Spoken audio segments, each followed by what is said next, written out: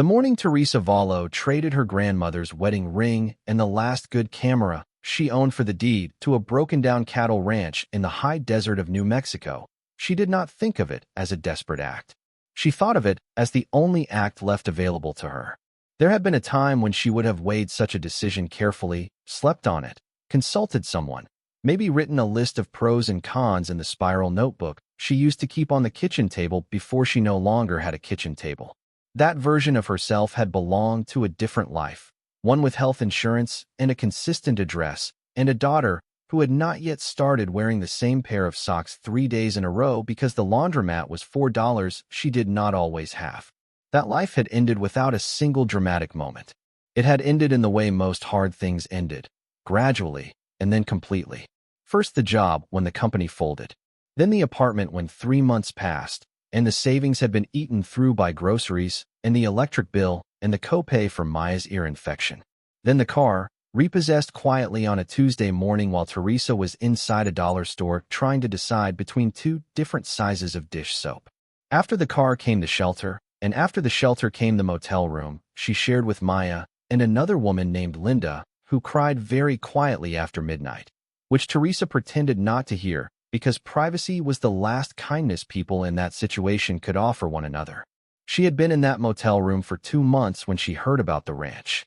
She heard about it from a man named Delbert Cass, who ran the small resale shop 2 blocks from the motel and who liked to talk while she browsed the bins of discounted goods looking for anything Maya could use. Delbert was the sort of man who treated talking as a civic duty, and Teresa had learned to half listen while scanning prices, nodding when it seemed appropriate. But on the afternoon he mentioned the Aldridge Property. Something in his words snagged her attention and held it.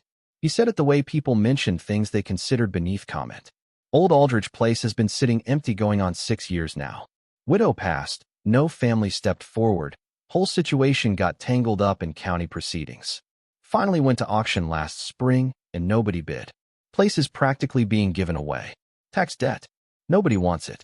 Teresa asked where it was. Delbert told her. About 40 minutes east, past the junction, up a switchback road that turned to dirt after the first mile. Few hundred acres of scrub and high grass and 1 ranch house that hadn't seen maintenance since before the last drought. There was a barn, he thought, and some outbuildings, and a cellar that had flooded once and never quite recovered from the reputation. She asked what the county wanted for it. He named a number that was less than 2 months of what her apartment had cost. She stood in Delbert's store for a long time after that, holding a child's winter coat that had been marked down twice and still cost more than she had in her wallet. The number Delbert had mentioned turned over in her mind like a stone being examined for its underside. She did not allow herself to feel hope immediately. Hope was expensive when you had nothing. But she allowed herself to think, which was different. Thinking was a tool. Thinking could be pointed at a problem without committing to an outcome. That night in the motel room, after Maya had fallen asleep on the far side of the double bed with her small hands folded under her cheek the way she always slept, Teresa sat on the edge of the mattress with her phone and looked up everything she could find about the Aldridge property. The county records were sparse. A parcel number, a listed acreage, a notation about delinquent taxes accumulating across several years.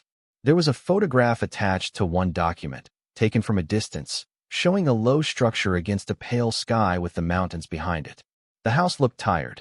Not ruined, but tired. The kind of tired that came from being ignored rather than abused. She looked at that photograph for a very long time. She thought about Maya, who was 7 and still believed the motel room was an adventure, who had not yet fully understood that the adventure had no scheduled end. She thought about what another winter would mean, and the winter after that, and how the county shelter had a 90-day limit she was already approaching. She thought about how many options she had, which was a short inventory that did not take long to complete. Then she thought about the ring. Her grandmother Lucia had worn that ring for 53 years. It was a small thing, a modest diamond set in yellow gold, and it had passed to Teresa's mother and then to Teresa herself after her mother died, with the quiet understanding that it was not primarily valuable in a monetary sense. It was valuable in the way that objects worn by people you loved became valuable, carrying some residue of their existence. Selling it felt like a betrayal so fundamental she had avoided even thinking about it for the entire span of her homelessness. She thought about it now.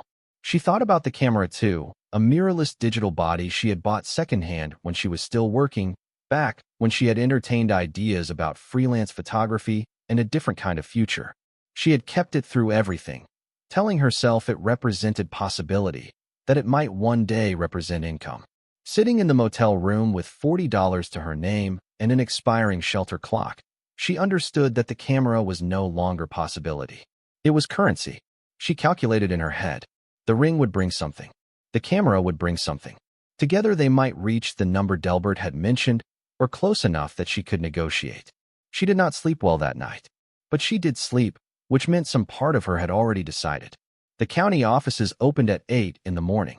Teresa was there at 7:50, standing outside with Maya on her hip, watching a pigeon walk along the edge of the steps with the offhand confidence of something that had never been refused entry anywhere. When the doors opened, she went inside and asked about the Aldridge property, and then she sat with a clerk named Rosario who smelled like coffee and had the patient efficiency of someone who had processed many strange requests without comment. Rosario pulled the file, confirmed the delinquent tax amount, and explained the acquisition process with a thoroughness that Teresa found both clarifying and overwhelming. There were forms.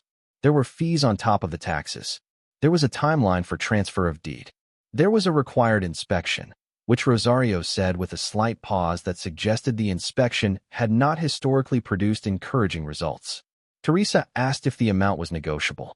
Rosario said it was not, then looked at Teresa for a moment and said that the county did have a program for low-income buyers of distressed rural properties that could offset a portion of the tax obligation if certain criteria were met. She said it in a careful, neutral way that was also somehow kind. The way professionals sometimes communicated availability of help without offering it outright in case the offer itself would embarrass the recipient. Teresa said she would like to hear more about that program. By the time she left the county office, she had a folder of paperwork and a number that was smaller than the number Delbert had quoted. It was still more than she had, but it was a number she could see the shape of. She sold the ring first. The pawn shop on Meridian Street offered her less than she expected, and she accepted without argument, because arguing required leverage, and she had none. She sold the camera the same afternoon at the electronics resale on 5th, where the man behind the counter looked at it carefully, pressed several buttons, checked the sensor, and offered her an amount that made her stomach dip before she steadied herself and said yes. Combined, the ring and the camera brought her to within $40 of what she needed. She did not know where the $40 would come from until she went back to the motel and found an envelope under her door.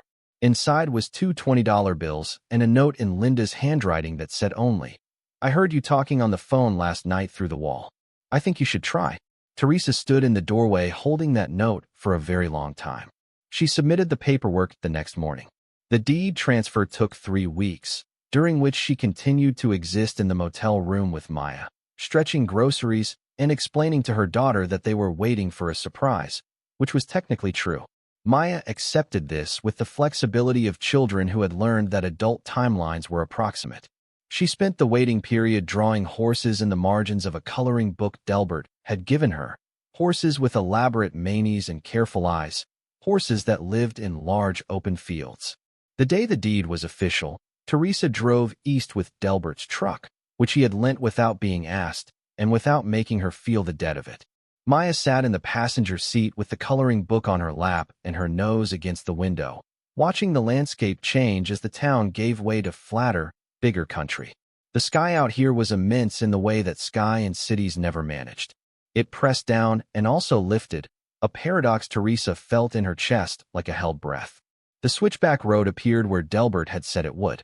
After the first mile, the pavement ended and the dirt began, pale and powdery, rising in a small cloud behind the truck's rear tires. The land on either side was dry, but not dead. Scrub brush, bunches of grama grass, the occasional cholla catching the afternoon light in a way that made its spines glow silver. A red-tailed hawk sat on a fence post and watched them pass without moving. The ranch house appeared around the final bend in the road. It was smaller than it had seemed in the photograph, and worse, and also somehow more solid. The roof had survived, which Delbert had said was the critical thing, the roof and the foundation, everything else being secondary. The walls were adobe, faded to a color that blended with the surrounding earth, patched in places with a different shade that showed where repair had been attempted at some point in the distant past. The front porch had lost two of its support posts and listed to the right. Several windows had been boarded over from the outside. The yard, if it could be called that, was a flat expanse of hard-packed dirt and dry grass that had not been tended in years. Maya pressed both hands against the window glass.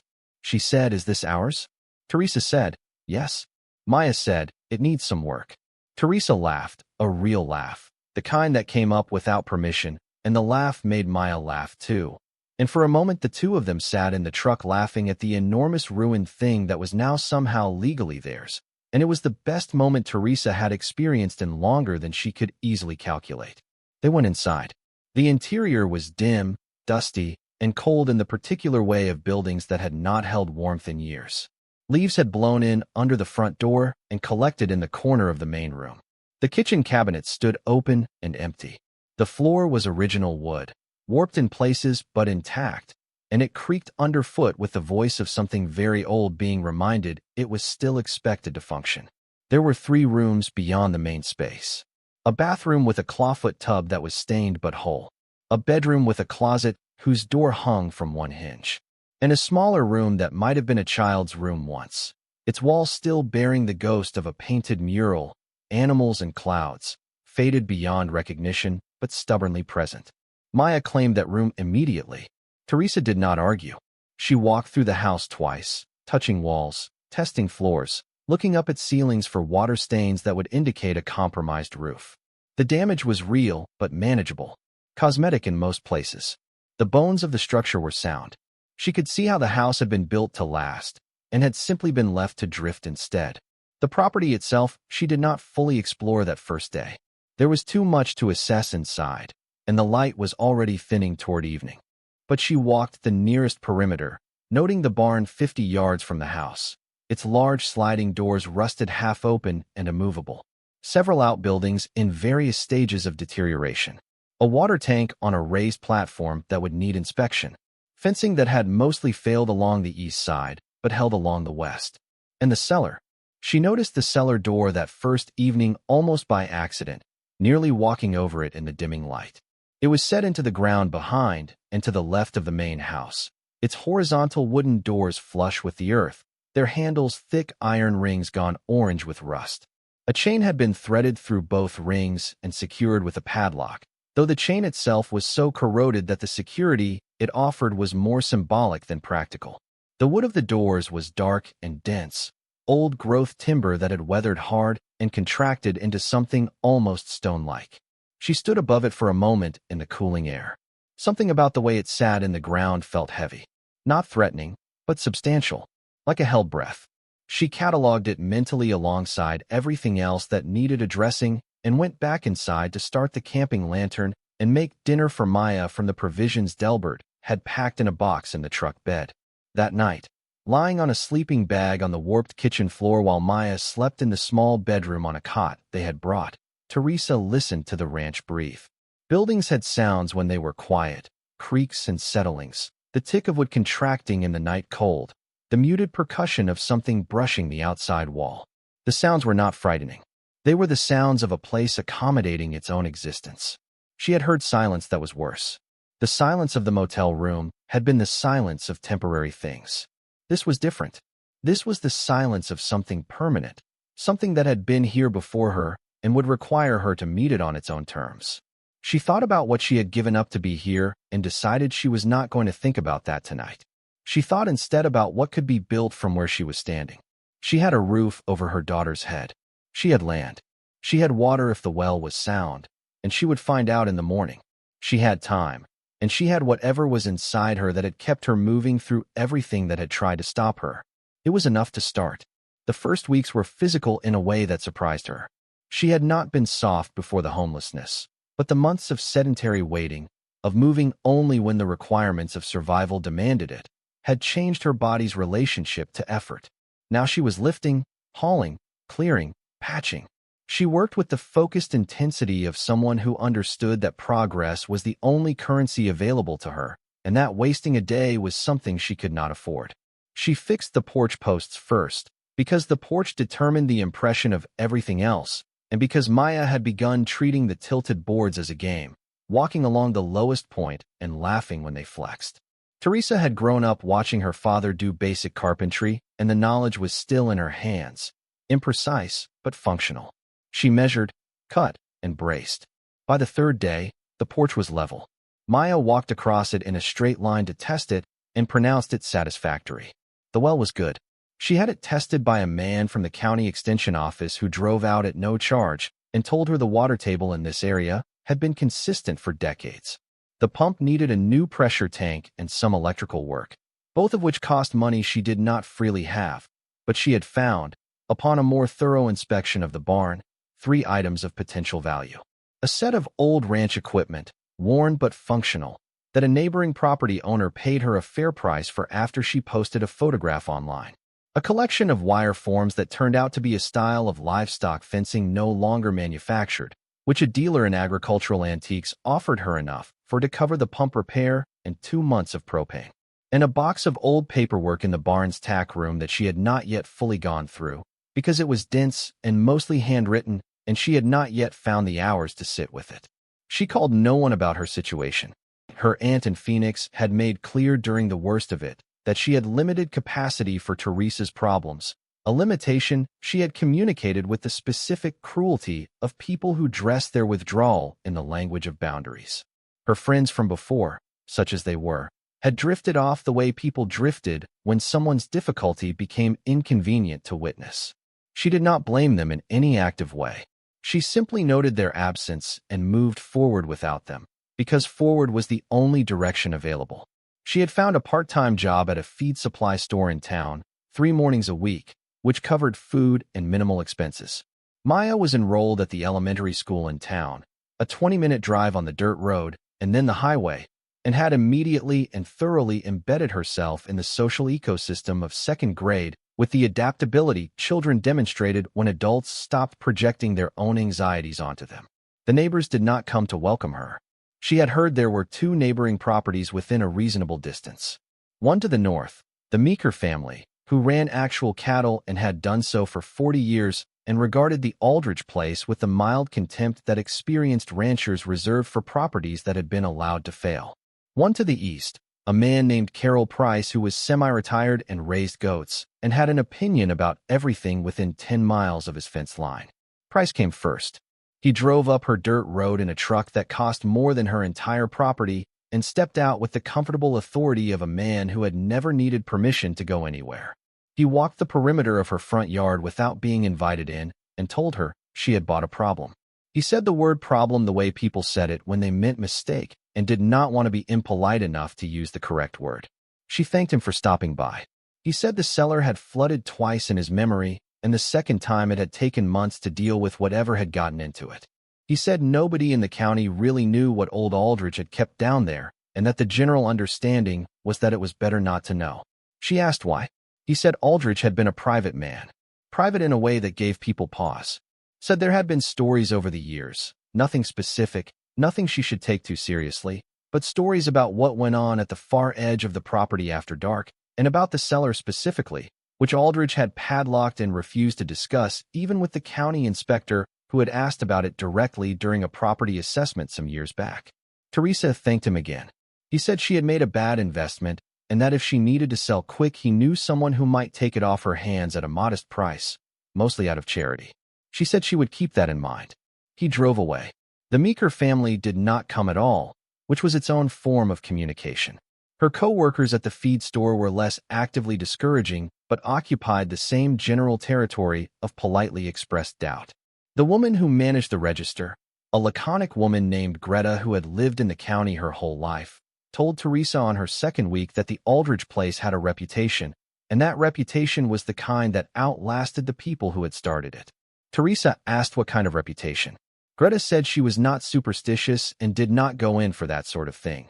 But the property had seen hard luck across 3 different owners before Aldridge, and Aldridge himself had been found sitting on his porch on a Tuesday morning by the mail carrier, dead of a heart attack, with a locked box on his lap and no key anywhere on the premises.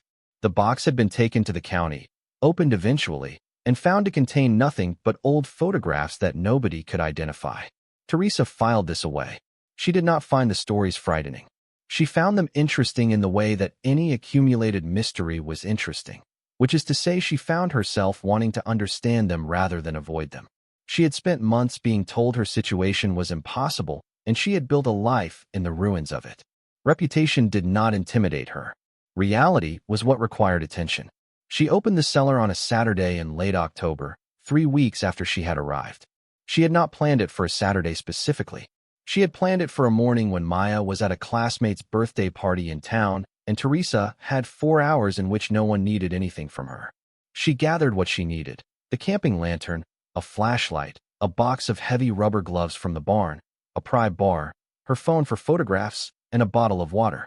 She dressed in work clothes, the kind she no longer worried about ruining. She stood above the cellar doors for a moment in the high desert morning. The sky above her, that particular blue that appeared only at altitude, intense and clear, the kind of sky that made everything beneath it look sharper than it actually was. She pulled the corroded chain free of the padlock without difficulty. The padlock was beyond rusted shut, but the chain link it threaded through had deteriorated to the point that the metal crumbled when she applied pressure with the pry bar. She set the remains aside and gripped the iron rings of the cellar doors. They were heavy. The wood had swollen and settled, and the hinges had rusted into their positions over years of disuse. She had to work one door at a time, leaning back with her full weight, feet planted, pulling in a steady upward arc until she felt the seal give with a sound, like something long held finally released. The door swung up and back. She went to the second and repeated the process. Cold air rose from below. Not the damp chill she had expected based on what Price had told her about the flooding, but a dry cold, still and mineral, the kind that came from underground spaces that had been sealed long enough to forget the weather above them. She stood at the edge and directed the flashlight beam downward. Stone steps descended into darkness. 8 of them, she counted, cut directly into the earth and lined with the same dense old-growth timber as the doors above. The walls of the cellar, visible in the cone of light, were stone, fitted without mortar in the old way, each piece selected for how it met its neighbors.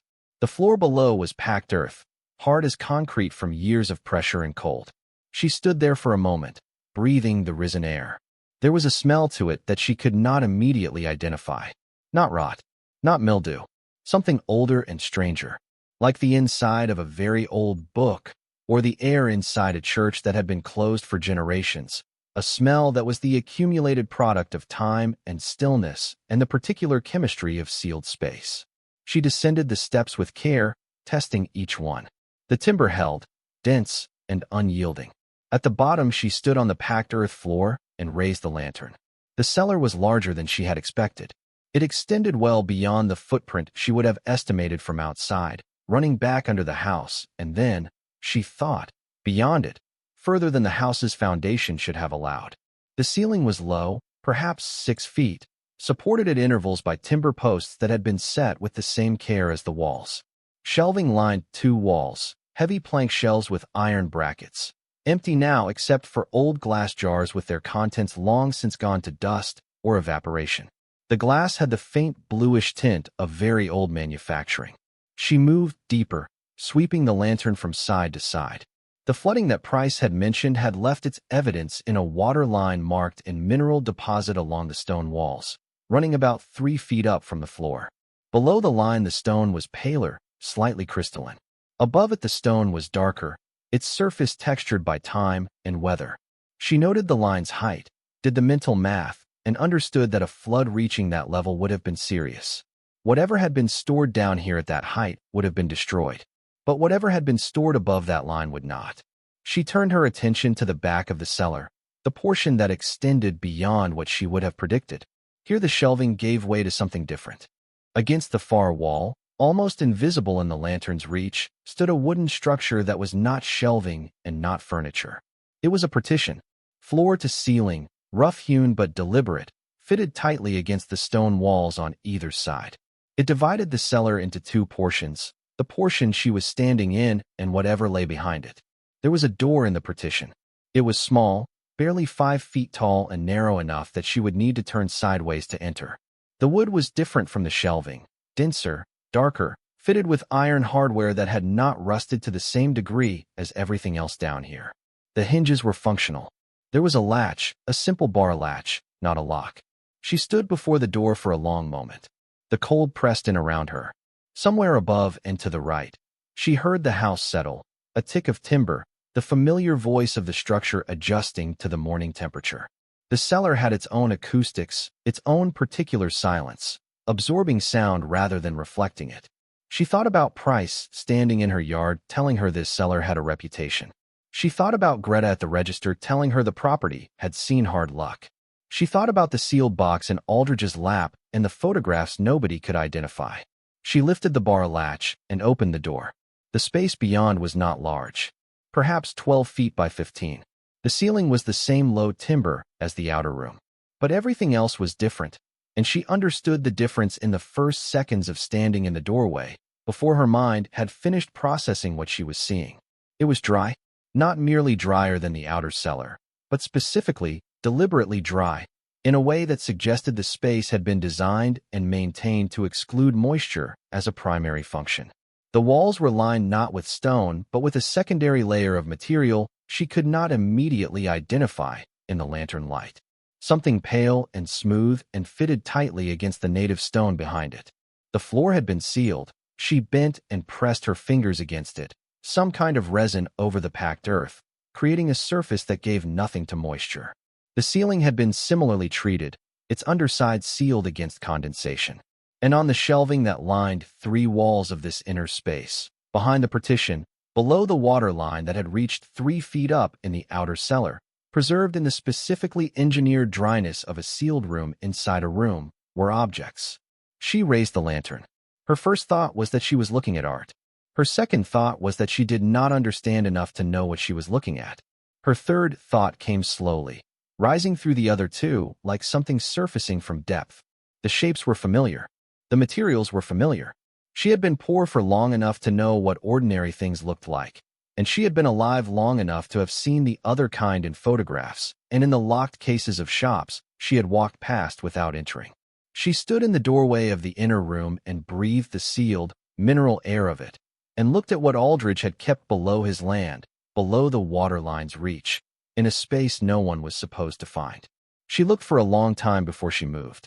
Then she stepped forward and she reached for the nearest shelf, not to take anything, but to understand it, to let her hands confirm what her eyes were telling her, because sometimes in hard times the mind protected itself by disbelieving good things the same way it had learned, through repetition, to disbelieve that anything would stay good for long.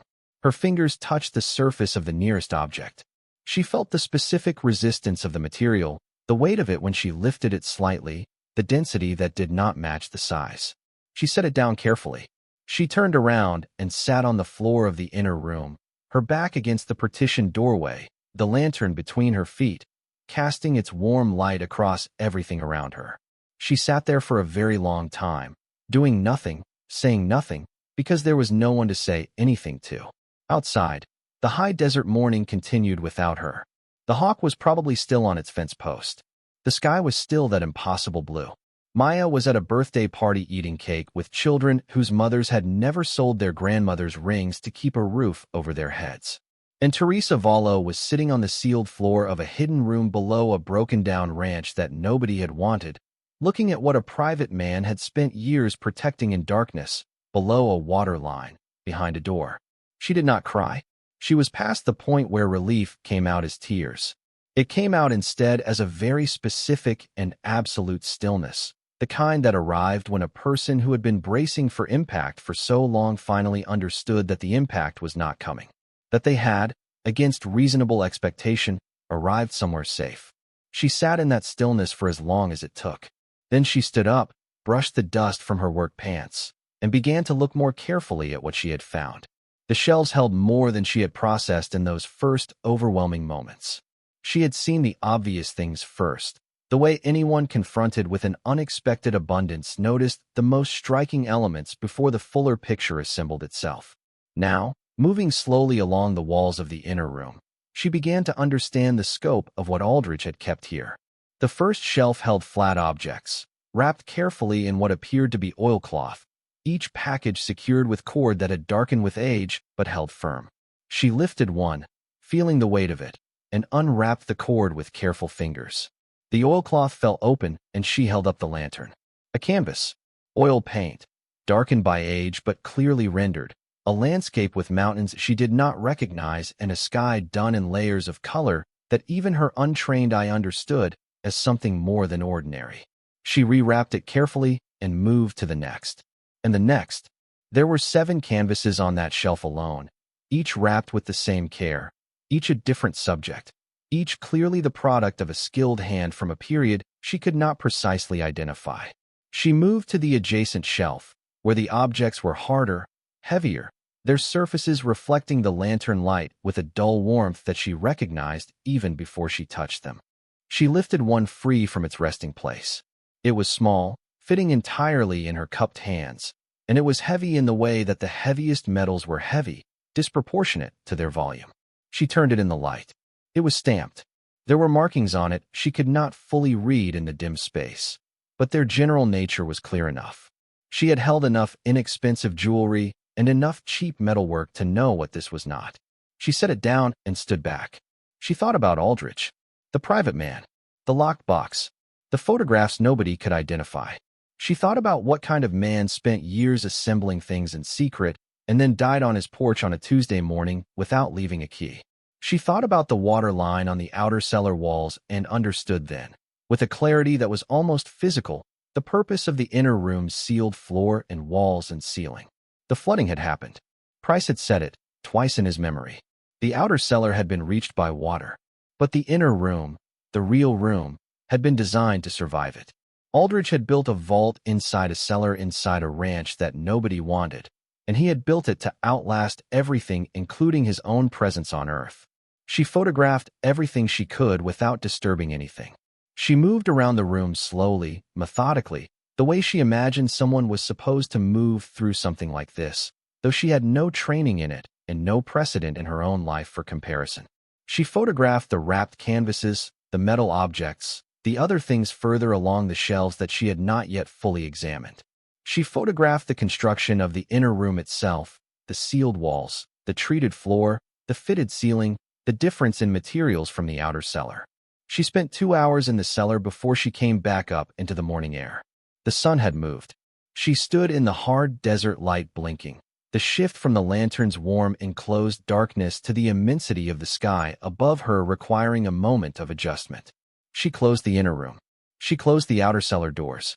She replaced the chain as best she could through the rusted rings.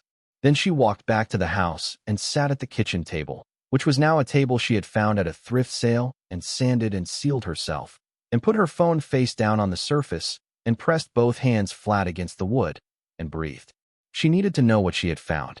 More precisely, she needed someone qualified to tell her what she had found, because her own judgment, formed from looking at things in the light of a camping lantern in an underground room on a Saturday morning, was not sufficient for what she suspected she might be looking at. She also needed to be careful. She understood this with a clarity that surprised her, coming not from calculation but from something older. The kind of knowledge that came from months of vulnerability, of being a person without institutional protection, of understanding how easily things could be taken from those who had no standing. She had legal ownership of the property. She had the deed. The contents of the property were, by every legal principle she understood, hers. But she also understood how the world worked for people who looked like her and lived like her and had no lawyers and no connections and no history of being taken seriously. She would need to be methodical. She would need documentation. She would need someone she could trust. She thought for a long time about who that person might be. She called Delbert, not to tell him what she had found. Not yet. But because Delbert was the person who had mentioned the property, who had lent her his truck without being asked, who had packed the box of provisions in the truck bed and not said anything about it except that he had put in extra coffee because desert mornings got cold. Delbert was someone who had treated her like a person at a time when that was not universal, and it was enough of a foundation. She asked him if he knew anyone in the area who dealt in historical objects, art, that kind of thing. An appraiser, maybe. Someone with credentials. He thought about it. Said there was a woman in Albuquerque his sister had used when settling their mother's estate. An independent appraiser, certified, dealt in antiques and fine art and historical materials. Name was Marta Solis. Said she was thorough and honest. the honesty being the part he had stressed when relaying the recommendation. Teresa wrote down the name. She said thank you. He said she sounded strange and asked if everything was all right out there. She said everything was fine. She said she was just getting oriented. After she hung up, she sat a little longer at the kitchen table. Through the kitchen window, the ranch stretched in the morning light, its broken fences and weathered barn and hard dry ground unchanged by anything she had discovered underground. The land looked the same. The house felt the same around her. But something had shifted in the architecture of what was possible, and she could feel it the way you felt a pressure change before a storm, not in any specific place, but everywhere at once. The whole atmosphere of things quietly rearranging itself towards something new. She had 4 more weeks before she needed to tell Maya any of this. She intended to use them well.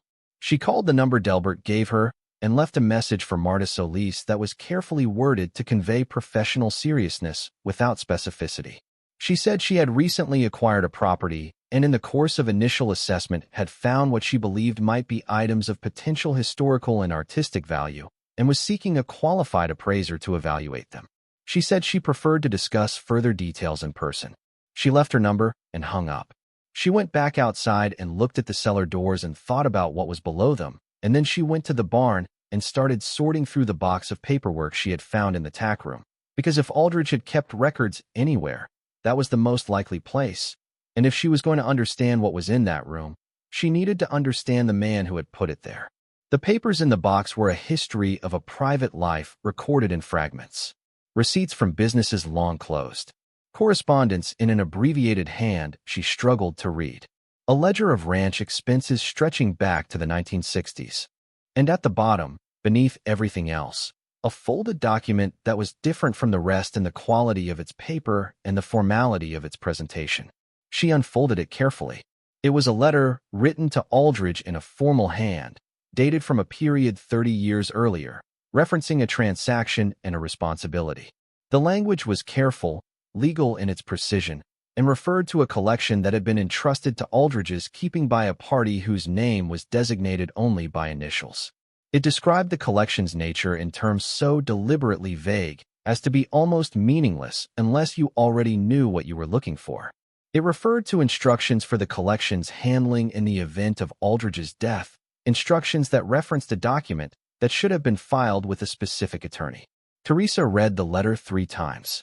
Then she folded it and put it in her pocket and sat on the barn floor with the morning coming in through the gaps in the siding in long bright lines, and she understood that the thing in the cellar had not been hidden by accident. It had been placed there deliberately, in trust, by someone who had believed the land itself was the safest vault available. She understood something else too. Aldridge had died without leaving a key. He had died without filing whatever he was supposed to file. The attorney referenced in the letter, if they still existed, had never been contacted. The collection had sat below the water line, in its sealed room, waiting for someone who did not yet exist when it was placed there. It had waited long enough. Teresa Vallo stood up from the barn floor, dusted her knees, and walked back toward the house in the strengthening desert morning, carrying a letter in her pocket and a knowledge in her chest that had not been there the day before and would never not be there again. Marta Solis called back on a Monday afternoon while Teresa was on her knees in the front room pulling up a section of warped floorboard that had begun to present a genuine tripping hazard.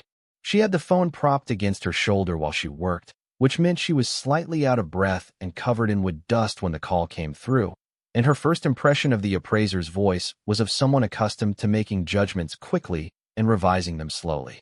The voice was measured, professional, and carried a particular kind of careful interest that Teresa recognized as the sound of someone who had learned through experience not to get excited before they had seen the thing that was supposed to be exciting.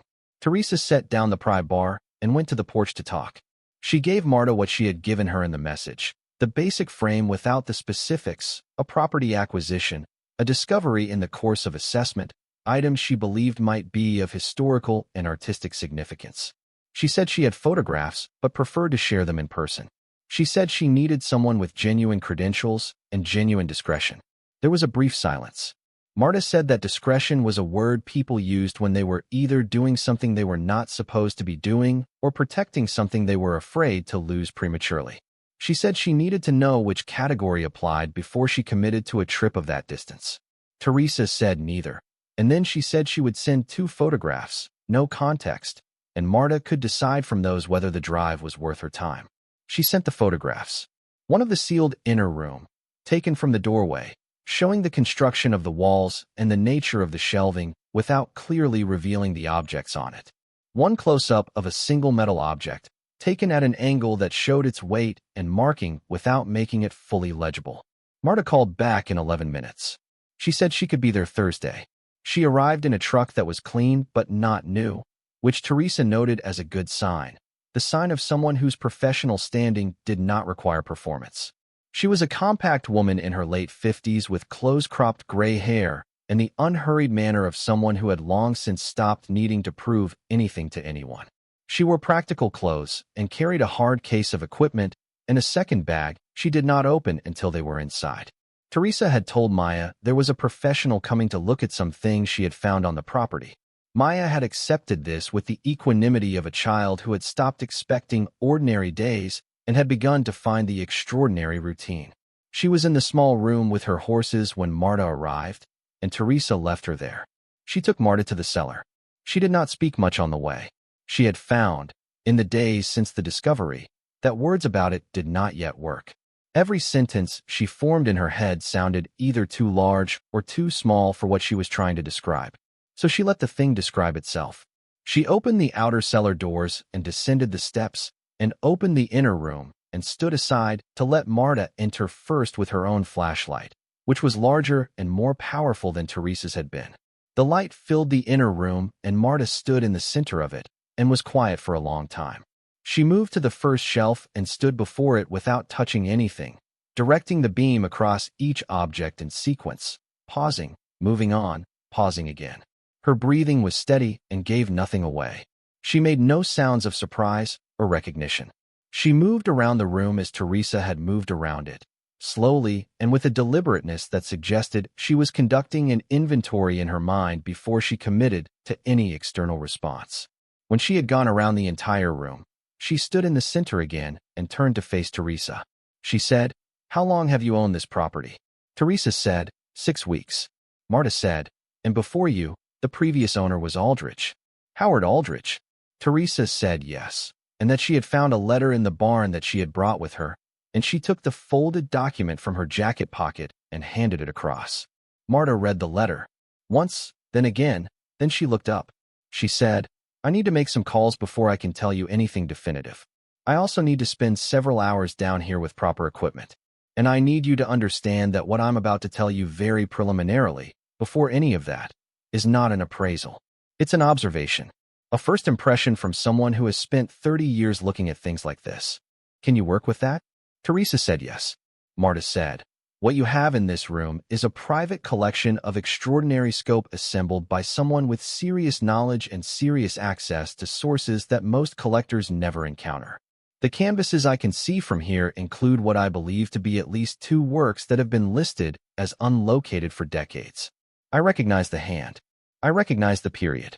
I can't confirm attribution without laboratory analysis and provenance research, but the visual characteristics are consistent with things I have studied my entire professional life. The metalwork on the lower shelves is significant. The casting style and the stamp markings, what I can see of them from here, suggest a period and origin that would place this material in the category of objects that museums and serious institutional collectors compete for. The other items I can see that I have not yet closely examined are going to take time. Real time. Months, possibly, to fully assess." She stopped. Teresa said, "How much are we talking about?" Marta looked at her for a long moment with an expression that was not pity and not excitement, and was something more like the careful neutrality of someone who had learned to present difficult information without inflecting it with their own response to it. She said, "Teresa, very preliminarily, with the understanding that nothing I say right now is documentation or appraisal. I want you to have a general sense of what you may be dealing with so that you can make informed decisions about the next steps. Those next steps are critical. They need to happen in the right order and with the right people." Teresa nodded.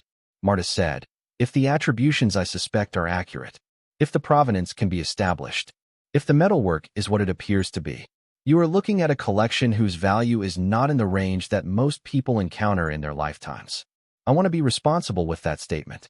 But I also want you to be prepared, because the first thing that needs to happen after I leave here is that you need a lawyer."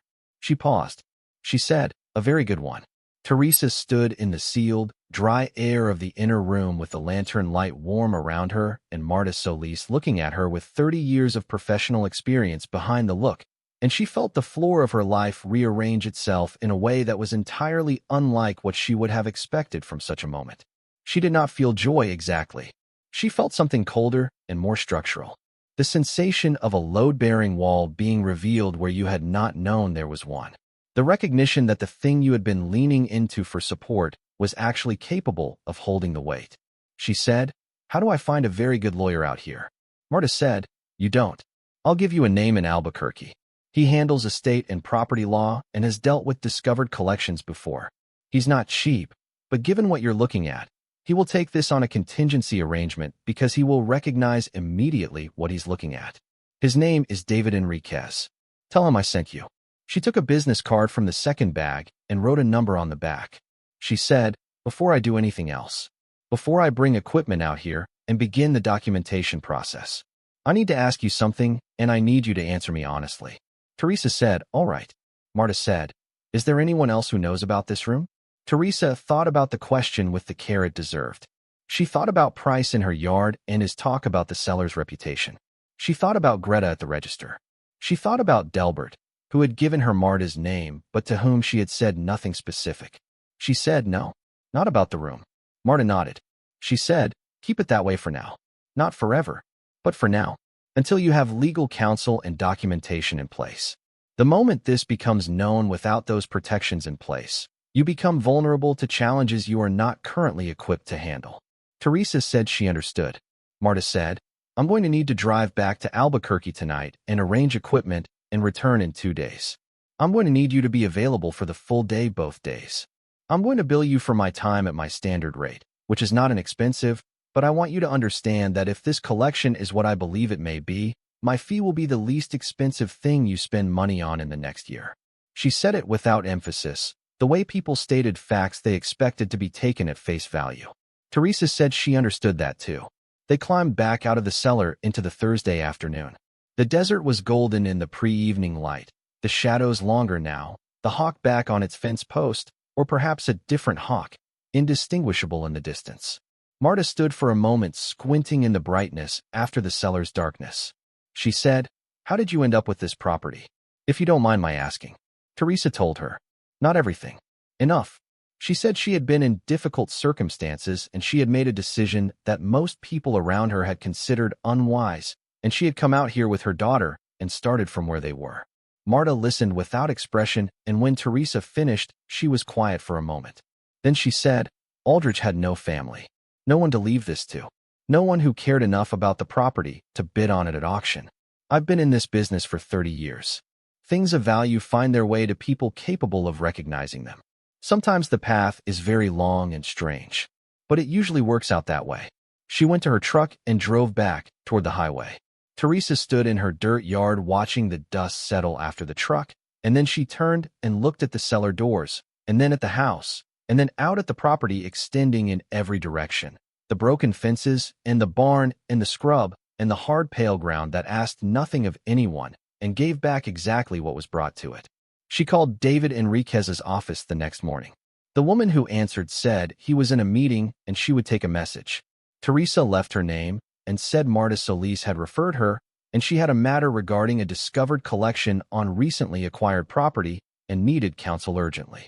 He called back within the hour. His voice was different from Marta's. Where she was measured and restrained, he was direct in a way that suggested efficiency over warmth, a quality Teresa found reassuring in a lawyer. He asked several pointed questions. How long had she owned the property? Was the deed clear? Were there any outstanding legal claims she was aware of? Had she moved or disturbed any of the discovered items? She answered each question accurately. He was quiet for a moment after she finished, and then he said, "I'd like to meet with you in person. Soon. This week if you can manage it." She said she could manage it. She drove to Albuquerque on Friday with Maya in the passenger seat, who treated the trip as an expedition and observed the changing landscape with the focused enthusiasm she brought to most things. Teresa had not told her the reason for the meeting beyond saying she needed to talk to a man about the ranch. Maya accepted this and spent the drive reading from a library book about wild horses of the American Southwest. David Enriquez's office was in a low building near the university, modest from the outside and orderly within, the kind of office that communicated competence through neatness rather than expense. He was a trim man in his mid-40s with a direct gaze and the habit of taking notes by hand while someone was speaking, which Teresa found comforting for reasons she could not have articulated. She told him everything.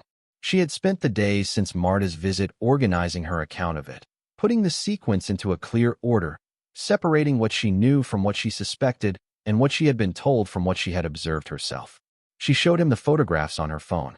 She showed him the letter from the barn. He read the letter carefully, then set it down and picked up his pen. He said, "The letter is important.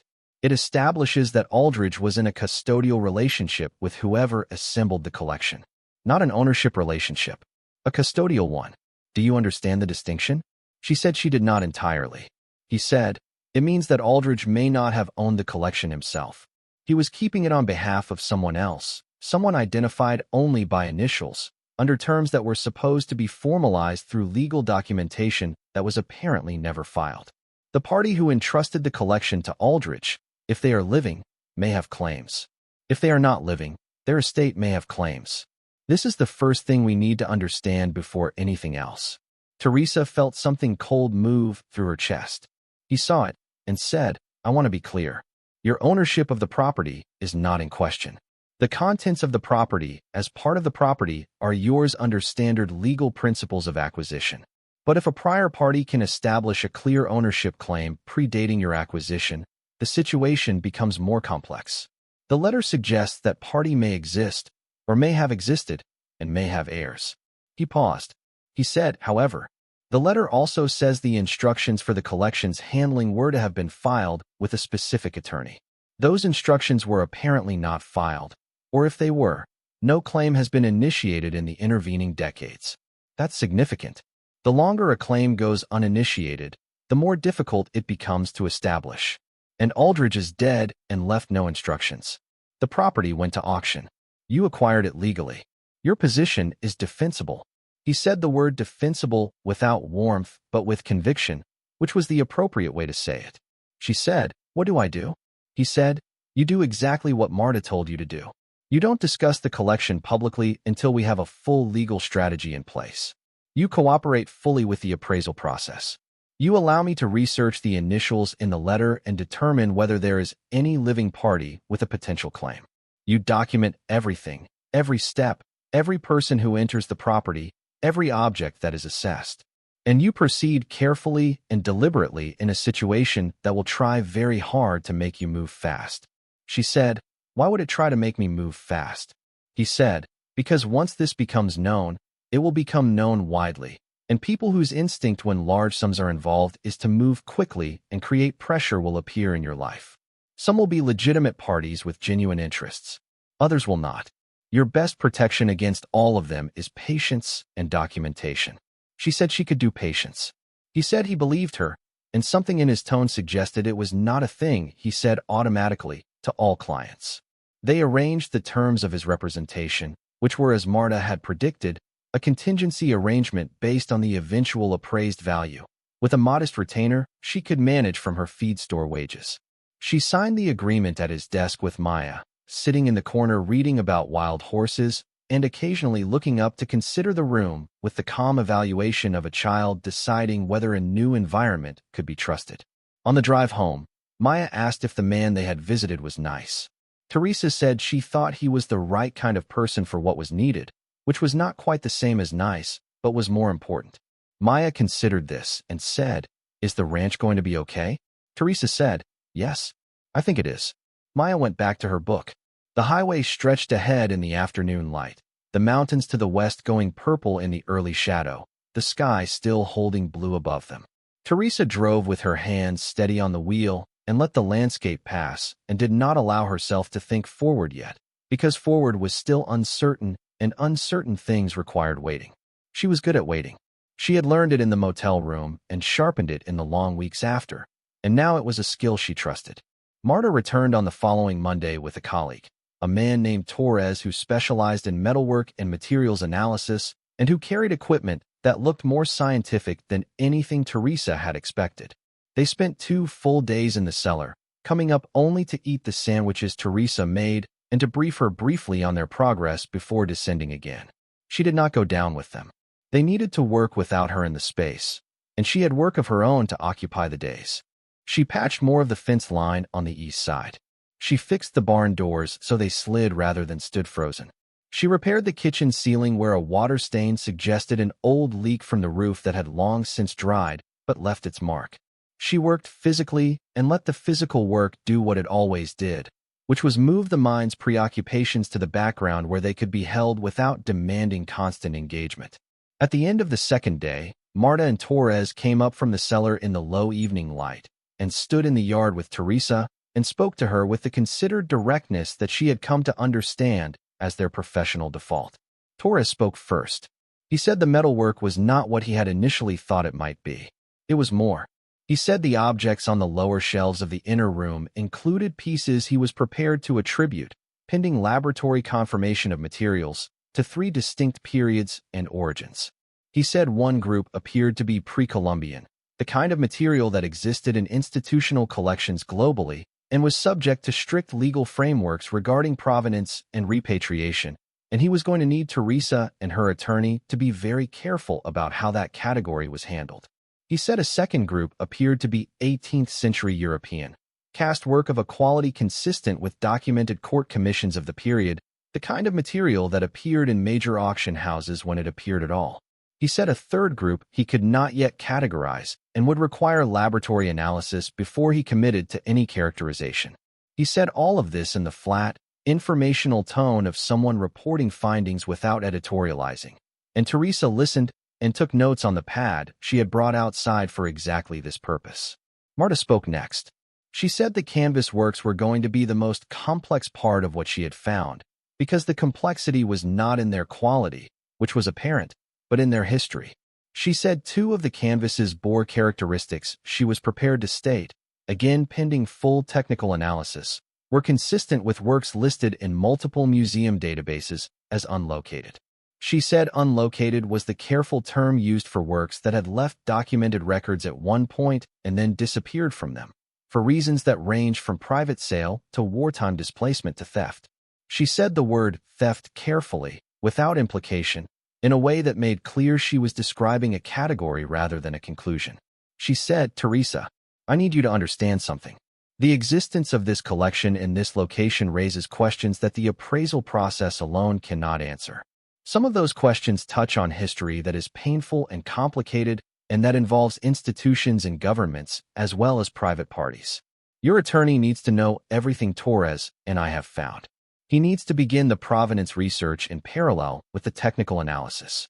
And you need to be prepared for this process to be long and for some of what you have found to ultimately leave your possession through legal resolution. She paused. She said, I also need you to be prepared for the possibility that significant portions of the collection will remain yours entirely. The legal landscape here is not uniform across all categories of material. Some of what is in that room is straightforwardly yours. Some of it will require negotiation. Torres and I will give you a full written report within 2 weeks. Teresa said, Thank you for being straight with me. Marta said, It's the only way I know how to work. Torres was already loading his equipment into the truck. He nodded at Teresa as he passed, a brief nod that contained within it something she interpreted as respect, the kind that one careful professional offered another when they recognized a shared approach to difficult things. After they left, she went back down into the cellar alone. She did not bring the lantern this time. She sat on the steps in the dark for a while, letting her eyes adjust until the faint thread of remaining daylight from the open doors above was enough to give her the vague outlines of the outer cellar. She could not see the inner room. She sat in the dark and let herself feel the full weight of the days since she had first come down here. She thought about the letter in the barn and the initials it referenced, and the people those initials had once belonged to, and what their lives might have looked like when they entrusted these objects to a private man on a ranch in the high desert, in a sealed room below a water line, in a vault designed to outlast everyone who knew its purpose. She thought about what it meant that nobody had come for it. that it had sat here through Aldridge's long silent years, and then through his death, and then through the years of county proceedings, and the failed auction, and all the time after. That nobody who knew what was there had appeared to claim it. She thought that perhaps the people who had placed it there were already gone when Aldridge died, and that Aldridge himself, the private man with his locked boxes and his reputation, had understood this and had been unable or unwilling to act, and had simply gone on protecting something he could not bring himself to release. She sat in the dark for a long time. Then she climbed back up into the evening air and went inside to make dinner for Maya, who was already at the kitchen table with her coloring book, working carefully on a horse with a mane that swept dramatically behind it in an implied wind. Maya looked up and said, "You look like you're thinking about something very big." Teresa said, "I am. But it's the good kind of big." Maya considered this. She went back to her horse. She said, "I figured. You look different when it's the bad kind." Teresa looked at her daughter for a moment with a feeling that did not have a single clean name. Then she started the stove. The 2 weeks Marta had promised stretched to 3, which Marta apologized for briefly in an email that contained no other information except that the additional time was necessary and that Teresa should not worry, which was the kind of statement that produced the opposite of its intended effect, but which Teresa understood was offered in good faith. She occupied the time. She fixed the water tank platform, which had developed a lean that would eventually become a collapse without intervention. She drove to town 3 mornings a week for the feed store shift and spent her hours there with the quiet efficiency she brought to everything. And Greta behind the register watched her and occasionally made remarks that were meant to be casual and were actually probing, which Teresa deflected with the mild pleasantness of someone who had learned to maintain a neutral surface under scrutiny. Price stopped by again in the second week. He did not come to the door, but drove slowly past on the dirt road, and she saw his truck from the porch and watched it continue past without stopping. She noted it and said nothing to anyone. David Enriquez called during the 3rd week with his own preliminary findings. He said his research into the initials on the letter had produced a name, and the name was connected to a family that had left the country in the mid-20th century and had no traceable descendants in the United States. He said the overseas research was ongoing and that he had engaged a specialist in international estate law to assist, because the family's country of origin had its own frameworks for claims of this kind, and he needed someone who understood them from the inside. He said, "I want to be honest with you. This is going to be a significant process. I don't want you to think it will be resolved in weeks. But I also want you to know that the weight of what I'm finding suggests that the collection was placed here in circumstances that make any surviving claim very difficult to pursue effectively. The family left under duress, in a period of extraordinary disruption. Documentation of ownership is fragmentary at best. Your acquisition is clean and legal and thoroughly documented. Your position is good," Teresa said, "and the pre-Columbian material that Torres mentioned." There was a brief pause. He said, "That's the most sensitive category and the one that will require the most careful navigation. There are federal laws and international agreements that govern material of that kind regardless of how it came to be in private hands. We will need to work closely with the appropriate agencies on that portion of the collection. I want to manage your expectations on that category specifically." She said, "What does manage my expectations mean in real terms?" He said, "It means that portion of the collection may ultimately need to be repatriated, which is the legally correct outcome and the morally right one. I know that's not what you want to hear." She said it was fine. She said she had not found the collection by looking for it, and the fact of it had come into her life carrying its own obligations, and she intended to meet those obligations the way she tried to meet all of them. He was quiet for a moment, and then he said, "I appreciate that. It makes my job considerably easier." After she hung up, she went back out to the front porch and looked at the property in the late afternoon light. The mountains to the east had gone dark at their edges, the sky behind them still bright. The barn stood solid in the distance, its doors now functional. The fence lines were cleaner than they had been. The house behind her was not beautiful, but it was hers, and it was sound. Marta's report arrived at the end of the 3rd week. It was a formal document, dense and carefully written, and Teresa read it at the kitchen table on a Sunday morning while Maya slept, with a second cup of coffee and enough time to read slowly. The document was organized by category. Each category described, each item characterized to the degree that non-destructive visual and technical examination allowed, each attribution noted as preliminary and subject to full laboratory analysis with appropriate qualifications. The language was precise, and its precision was a form of respect for the material and for Teresa both. She read through the canvas section. She read through the metalwork section. She read through the section Torres had labeled miscellaneous, which contained objects whose characterization she still did not fully understand, but whose significance was apparent from the careful language used to describe them. At the end of the report, Marta had written a summary.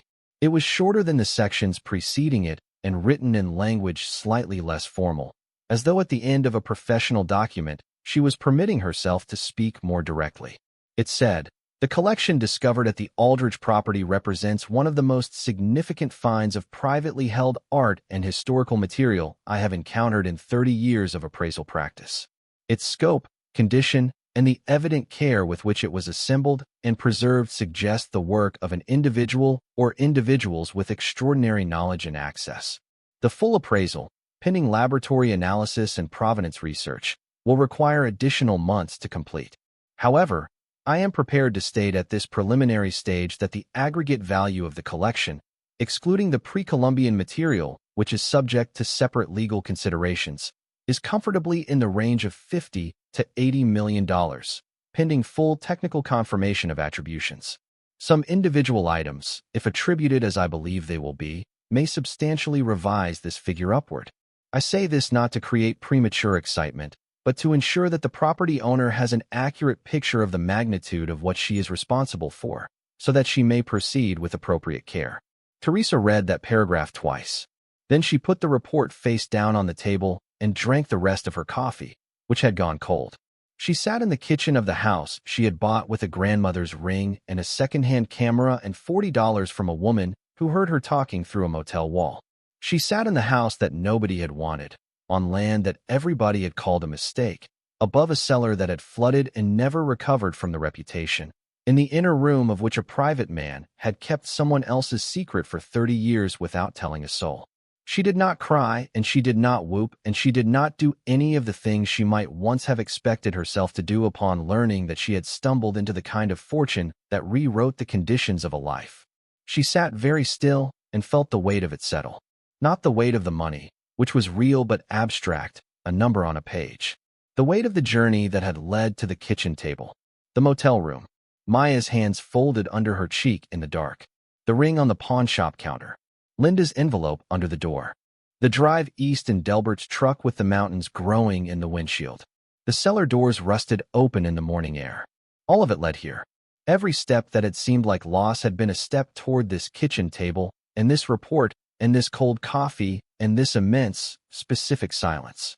She heard Maya's feet on the floor of the small bedroom, the slow shuffle of a child not yet fully awake, and the sound of it was so ordinary and so precious that she held it for a moment before anything else.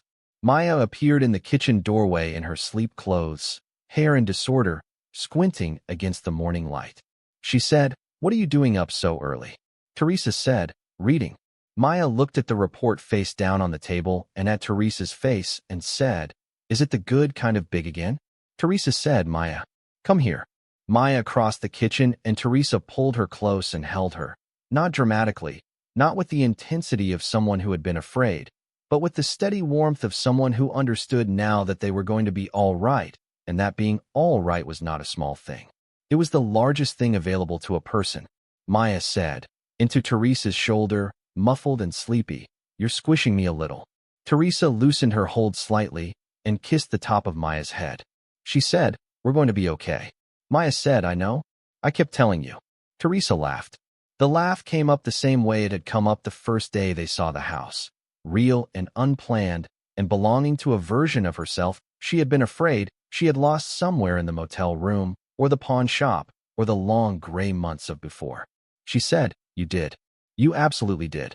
Maya disentangled herself with the efficiency of children who find extended embraces pleasant up to a point and then pragmatic beyond it, and she went to the cabinet to find cereal, and the morning continued around them, ordinary and new, the sun clearing the eastern hills and coming through the kitchen window in long warm lines that fell across the table and the report and the cold cup and everything else. The world outside did not yet know what was below the ground here. The neighbors did not know. Greta at the register did not know. Price in his expensive truck did not know. Nobody knew except Marta and Torres and David Enriquez and Linda somewhere in whatever motel room came after theirs, and Delbert, who had mentioned a property that nobody wanted on an afternoon when Teresa had been listening harder than usual. For a little while longer, it was still only hers. She turned the report back over. She read Marta's final paragraph one more time. She folded the document carefully and put it in the drawer where she kept important papers, which was a drawer that had been empty for the first 3 weeks she lived in the house, and was now accumulating the documentation of a life being rebuilt with patience and work and a stubbornness that had no name except continuing. She got up and made more coffee. Outside, the hawk was on its fence post again, or still, watching the morning with the patient attention of something that understood that what mattered happened at ground level, close and ordinary, in the details that other things flew too high to see.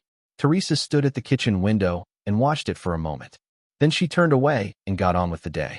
The thing about a secret of that magnitude is that it does not stay secret through active concealment. It stays secret through the ordinary appearance of things. Teresa understood this instinctively, the way she understood most things that mattered, not from theory, but from the accumulated experience of having survived situations where the difference between safety and exposure was a matter of how much you revealed in your face when someone asked a casual question. She went to work at the feed store on Monday morning. She smiled at Greta. She restocked the shelf of mineral supplements in aisle 3.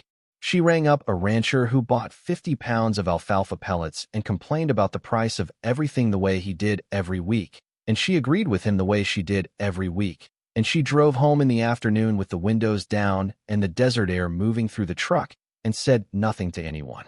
She had told David Enriquez about the report. She had called him the Sunday afternoon after Maya had gone to bed and read him Marta's summary paragraph over the phone. And he had been quiet for a moment in the way that lawyers were quiet when processing information that confirmed what they had suspected but not yet allowed themselves to fully believe. He said, "All right, the next phase begins now. I need you to understand that the next phase is where things get complicated, not legally. You're well protected there, but socially. Once we initiate the formal appraisal process and begin the provenance filings, there will be a moment when this becomes known. We cannot control that moment precisely. We can control how prepared you are when it arrives." She said, "What do I need to do?" He said, "Exactly what you've been doing. Continue your ordinary life. Let the legal and appraisal processes move at their pace. Don't discuss the collection with neighbors, co-workers, or anyone who has not already signed a confidentiality agreement with my office. And when it does come out, because it will, let the documentation speak. You have everything in order. The deed is clean. The acquisition is legal. The appraisal process is being conducted by credentialed professionals. You have nothing to defend because you have done nothing that requires defense." She said, "Well, people try to make me defend it anyway." He said, "Some will. People in your situation always face that. But you'll have me, and you'll have Marta's report, and you'll have 30 years of careful, honest work behind her name. That's more than most people get." The formal appraisal took 4 months from the day Marta submitted her preliminary report to the day the final document was placed in Teresa's hands. During those 4 months, the inner room was visited by a sequence of specialists whose credentials would have been impressive in any context and were, in this context, the specific instruments through which the collection was translated from mystery into documented fact. A paintings conservator from Santa Fe came twice. A metallurgist from the university came with laboratory equipment she had never seen before, portable and precise, the kind of technology that extracted information from surfaces without disturbing them. An expert in pre-Columbian material flew in from Washington and spent a full day below ground, and emerged with an expression that combined professional excitement with the particular gravity of someone who understood exactly what the protocols around such material demanded. Teresa fed all of them. She made coffee and sandwiches and did not hover over their work and did not ask for information before they were ready to give it. She waited with the patience she had sharpened in harder circumstances than this, and the waiting was its own form of respect for the process. David managed the legal architecture in parallel. The international specialist he had engaged came back with findings about the family identified by the initials in the barn letter. The family had left their country of origin in the late 1940s under circumstances that were now in the language of history, well understood. They had dispersed across multiple countries. The generation that might have initiated a claim had passed. Their children and grandchildren, scattered and largely unaware of the collection's existence, were located through patient research in 4 different countries. David flew to meet 2 of them personally. He said it was important that the conversation happen face to face, that he could convey things in person that letters and emails could not carry, which Teresa understood to mean that he wanted them to see in him the evidence of his good faith before they had reason to form opinions in any other direction. He reported back that the conversations had been difficult and then extraordinary. The descendants had not known the collection existed. The generation that had placed it in Aldridge's keeping had never spoken of it, in the way that people who have survived catastrophic loss sometimes choose silence as the only form of protection available to the next generation. The knowledge had simply not been passed down. The descendants were, David said, a word that he used carefully and accurately, overwhelmed. He said the legal resolution of their potential claims was going to involve a formal process that he was initiating through the appropriate international channels, and that he expected it to be resolved within a framework that was fair to all parties and that Teresa had agreed to in principle before he began any of those conversations. She had agreed because it was right. Not because it was required of her legally, because it was not, but because the objects in that room carried a history that predated her and that she was not willing to pretend did not exist. Whatever came to her from this was going to come to her cleanly, without the residue of someone else's loss being folded into it without acknowledgement. That was not a calculation. It was simply who she was. The pre-Columbian material was handled through a separate process with federal agencies that David managed with a thoroughness she did not fully follow in its technical dimensions, but whose general direction was clear enough. The pieces in that category would be repatriated through the appropriate institutional channels. Teresa signed the paperwork when it was placed before her and felt, in signing it, not a sense of loss but a sense of completion. Those objects belonged to a history larger than any private collection, and the right place for them was the right place for them. What remained after those resolutions was still staggering. The final appraisal document was 112 pages. Marta had organized it with the same methodical precision that characterized everything else she did, each section building on the one before, each item characterized with the full weight of 4 months of technical analysis and provenance research behind it. Teresa read it over 2 evenings, taking notes, asking David to clarify the sections whose legal language exceeded her, which he did patiently and without condescension.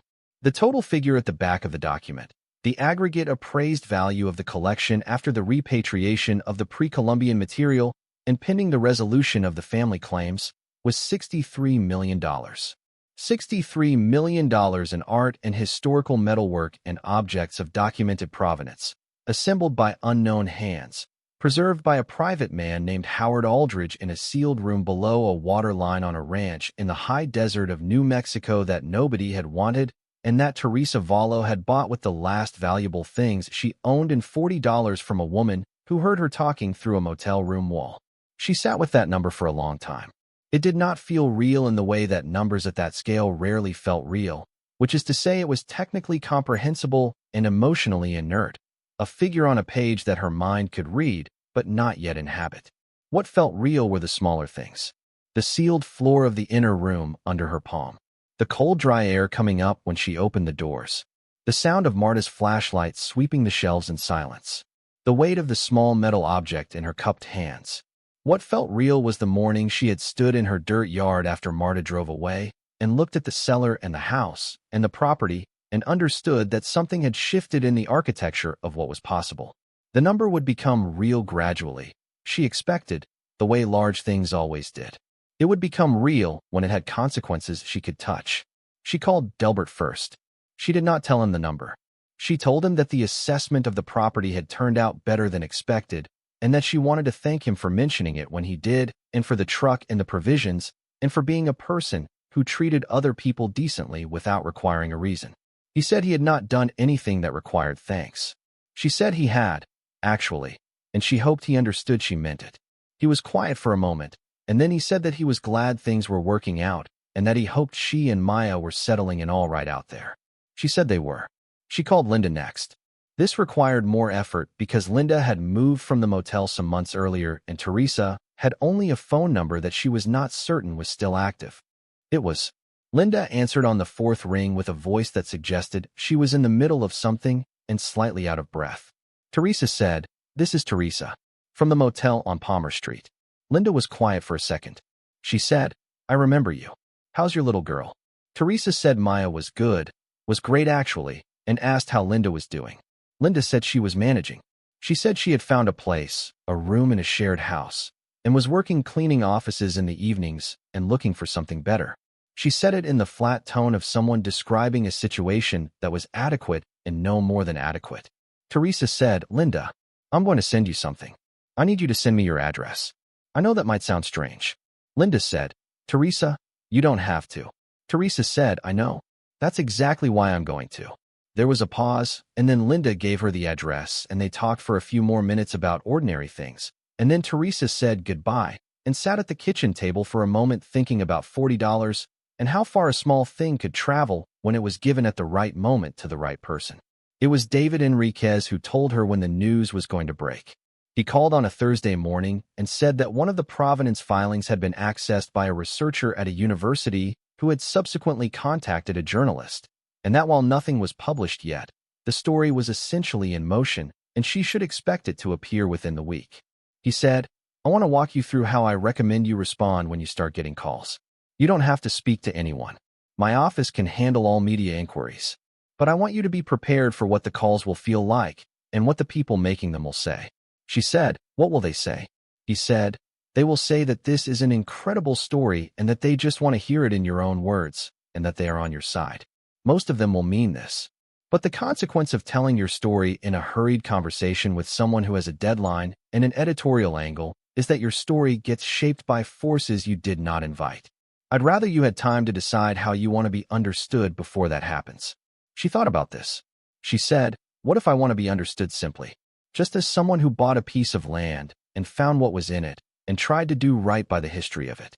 He said, "That is actually the most powerful version of the story. It also happens to be true, which makes it easier to tell consistently." She said, "Then I think I can handle a few calls." The first call came on a Saturday. She had already told Maya that some people might call or come by asking questions, and that it was fine, and that Maya did not need to answer any of them. Maya had received this with the evaluative calm she brought to new situations and had asked a single question, which was whether the calling and the coming by would stop eventually. Teresa said yes. Maya said okay and went back to drawing horses. The journalist who called first was from a regional paper, not a national outlet, which meant the call was more conversational and less polished than what Teresa expected would come later. She answered a few questions and redirected others, and when the call was over she felt that she had managed it without giving away anything she did not intend to give. The story appeared the following Tuesday. It was accurate in its facts and somewhat overwhelmed by the drama of its own subject, which was perhaps unavoidable given the nature of the story. It described the property, the acquisition, the discovery, the appraisal. It quoted Marta, whom Teresa had asked David to clear for limited comment. It described the collection in terms that were impressive but not fully specific, respecting the request for discretion around items still in legal process. It described Teresa as a single mother who had acquired a neglected property in difficult personal circumstances and discovered a collection of extraordinary value in an underground vault. That word, vault, was not the word Teresa would have chosen. She would have said cellar or room, because vault carried a connotation of intention and security that made the whole thing sound more dramatic than it had actually felt from inside it. What it had actually felt like from inside was a small sealed space with low timber ceilings and old shelves, and the specific quality of air that belonged to preserved things, and a woman in work clothes with a camping lantern trying to understand what her eyes were telling her. But she understood that stories, once they entered the world, were shaped by what the world needed them to be, and that there was nothing to be gained from resisting that. The phone did not stop for 3 days. She answered what she chose to answer and declined what she chose to decline and let David's office handle the rest. National outlets called. 2 television producers called. A documentary filmmaker called twice. She treated them all with the same measured courtesy and promised nothing beyond continued availability. The neighbor reactions were almost exactly what she would have predicted. Price arrived on the Wednesday after the story ran. He did not drive slowly past this time. He parked in her yard and came to the door and knocked, which was more than he had done on his previous visit. She opened the door and looked at him standing on her now level porch with his truck behind him and the morning light behind that, and she felt nothing particularly complicated. He said, "Well, I owe you an apology." She said, "You don't, actually. You said what you believed at the time. Everybody does." He said, "I told you this place was a bad investment." She said yes. He stood there for a moment looking at her with an expression that was some mixture of embarrassment and something else, a grudging recalibration, the look of a man who had been comfortably certain about something and was now being asked by the evidence to sit with uncertainty instead. He said, "I suppose you know what you're doing." She said, "I'm learning." He said, "If you need anything, work on the property, contacts out here, any of that." She said she appreciated it. He nodded and went back to his truck and drove away, and the dust settled behind him the way it always did, and Teresa watched it and felt no particular satisfaction at being right, which surprised her slightly. She had expected to feel something sharper. What she felt instead was the quiet satisfaction of a person who had done what needed to be done without requiring anyone else's acknowledgement to confirm that it had been worth doing. The Meekers came that same week. Both of them, husband and wife, pulling up in a work truck and stepping out together, which she read as a deliberate choice meant to communicate sincerity rather than convenience. They were formal in the way of people who were not accustomed to being in the wrong and were attempting grace in that unfamiliar position. They brought something, a pan of food wrapped in foil that turned out to be a casserole, which Teresa accepted because the gesture was genuine even if the timing of it was pointed. They said they were glad things had worked out.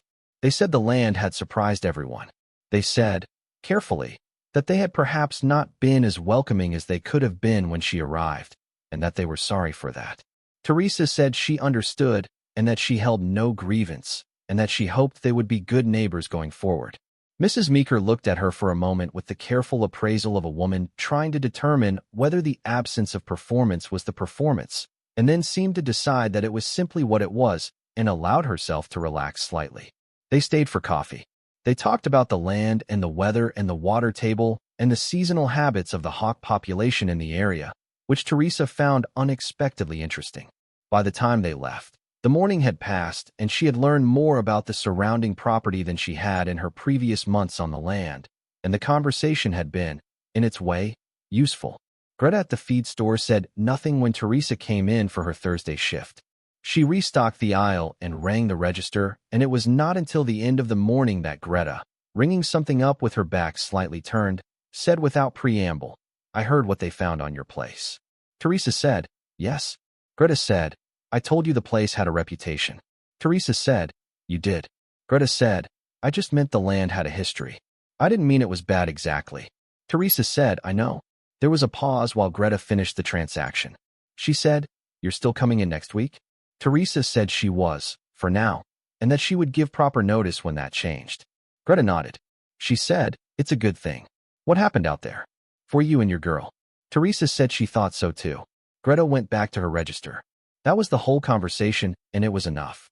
The legal resolution of the family claims came 4 months after the news broke, at the end of a process that David described as one of the more complex pieces of international estate work he had handled, but that had ultimately arrived at a conclusion he could defend to everyone involved. The resolution involved a formal acknowledgement of the family's historical connection to portions of the collection, a financial settlement that Teresa had agreed to and that David had structured with fairness as its primary requirement rather than minimum legal obligation, and the transfer of 2 specific items. A pair of small paintings that the family had identified from Marta's documentation as having belonged to a grandparent who had not survived the period of the family's displacement. 2. The surviving descendants. Teresa had not hesitated on that point. When David presented it to her as a possible component of the settlement, she had said yes before he finished explaining the legal framework around it. He had said, "You understand this is not legally required." She had said, "I understand." He had said, "The 2 paintings are among the more significant individual items in the collection." She had said, "I know. They should be with the family. They were always supposed to be with the family." The fact that 60 years and a war and a private man in the desert intervened doesn't change what they were supposed to be. David had been quiet for a moment. Then he said, "I'll draw up the documentation." When the settlement was signed and the process was complete, one of the grandchildren, a woman roughly Teresa's age living in Lisbon, sent her a letter. Not through the lawyers. A personal letter, handwritten, in careful English with occasional Portuguese phrases whose meaning Teresa could approximate from context. The letter said that her grandmother, who had lived to 89 and died 2 years before any of this came to light, had occasionally mentioned a man in America, a man who was keeping something safe for them, and had said it with the quiet confidence of someone who believed the arrangement would hold. The grandmother had not known whether it would still be there. She had not known whether it mattered anymore after so much time. She had said it only a few times, to her grandchildren, as an old woman might mention a dream that had been vivid enough to leave its residue in the waking world. The letter said, "She would have been glad to know you were the one who found it, that it was someone who understood what it meant to keep something safe when everything else is uncertain." Teresa read that letter at the kitchen table on a weekday morning, which by that point was a different kind of morning than the weekday mornings of before. She read it twice, and then she folded it carefully and put it with the other things she kept. The changes to her life came in stages, which was the way David had recommended they come, and the recommendation aligned with her own instinct, which was that sudden large transformations produced their own instability, and that the point of changing your circumstances was to build something durable, not just different. She paid off what needed to be paid first. The feed store loan she had taken for the pump repair. The modest debt she had accumulated in the motel months. She sent Linda a cashier's check with a note that said only, "You believed in the right direction at the right moment. I hope this helps yours." She did not make it a gift anyone needed to feel complicated about. She made it the clean, simple thing it was. She called the shelter on Palmer Street, the one with the 90-day limit she had been approaching when the property fell into her path, and she spoke to the director and asked what the organization needed most. She did not announce the donation. She made it through David's office under her own name, but without publicity, because the reason for making it had nothing to do with being seen making it. It had to do with the particular texture of knowing how it felt to be inside that building and what it meant to have resources available in that situation and how different the world looked when you did not. She kept the ranch. This was the thing she was most certain about from the earliest days after the news broke. When people around her seemed to expect she would immediately sell the property and move somewhere that reflected her new circumstances more obviously. She did not want to live somewhere that reflected her circumstances. She wanted to live in the place that had made them, and to continue making the land do what land was supposed to do when you stayed with it and paid attention and brought it what it needed. She hired help for the larger projects. The east fence line came down and was rebuilt properly. The barn was reinforced and its roof repaired. The water system was updated from foundation to tank. She planted things, a kitchen garden to the south of the house in the direction that received the most light, native plants along the perimeter that the local extension agent recommended for the soil type and rainfall pattern, a small stand of cottonwoods along the western edge where the ground was softer. Maya helped with the planting on weekends, crouching in the dirt with the absorbed concentration she brought to everything that required her hands. She had questions about each plant, what it was called, what it would become, how long it took. Teresa answered what she knew and looked up what she did not, and they learned together, which was a thing Teresa had always believed children and parents were supposed to do, but which the circumstances of the previous years had not always permitted. The small room with the ghost of the painted mural on its wall was repainted. Not over the mural, but around it. Working with what remained, a conservator friend of Marta's spending an afternoon coaxing the faded shapes back toward visibility. The animals emerged slowly from the pale wall, indistinct but present. A horse, something that might have been a bird. A shape along the bottom that resolved into a row of hills against a sky that had once been blue and was now the pale suggestion of blue. Maya stood in the doorway of her room and looked at what had been revealed. She said, "Someone painted this for a kid." Teresa said, "I think so, yes." Maya said, "Before me." Teresa said, "Long before you. We don't know who." Maya considered the room and the walls and the faded animals for a long moment. She said, "That's okay. I like that it was here waiting." Teresa looked at her daughter in the doorway with the light behind her and the old mural on the wall beyond, and felt the particular gravity of certain moments, the ones that would still be exactly this precise and exactly this weighted in memory 20 years later, intact and immediate the way only the moments that mattered stayed intact. She said, "Me too." Marta came back to the ranch in the spring of the following year, not professionally this time, but personally, accepting a dinner invitation that Teresa had extended without expectation.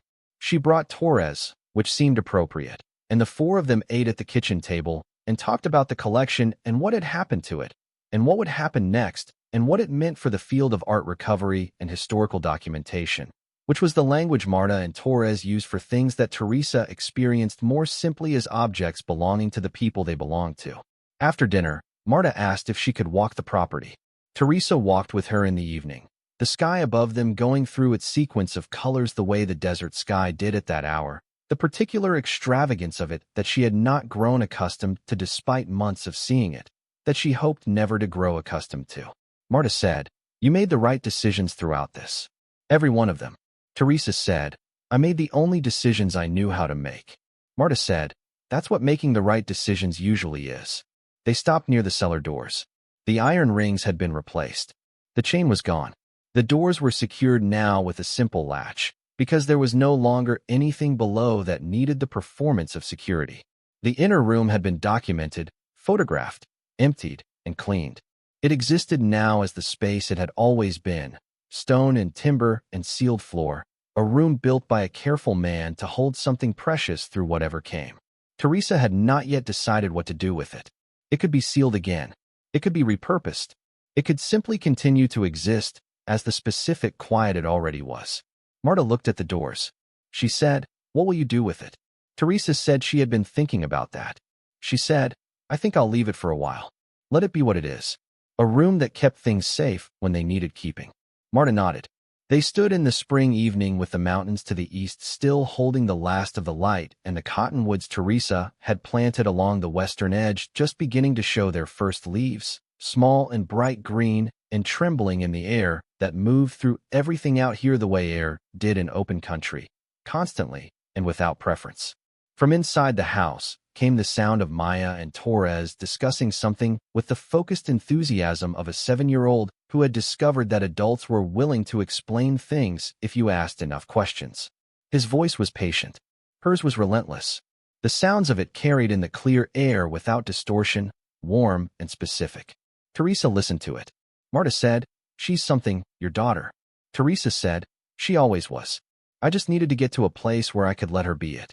They walked back toward the house as the sky finished its colors and settled into the deep blue of the high desert evening, the kind of blue that seemed to rise from the ground as much as descend from the sky, as if the land and the air understood each other out here the way they did in places that had been left alone long enough to reach an agreement.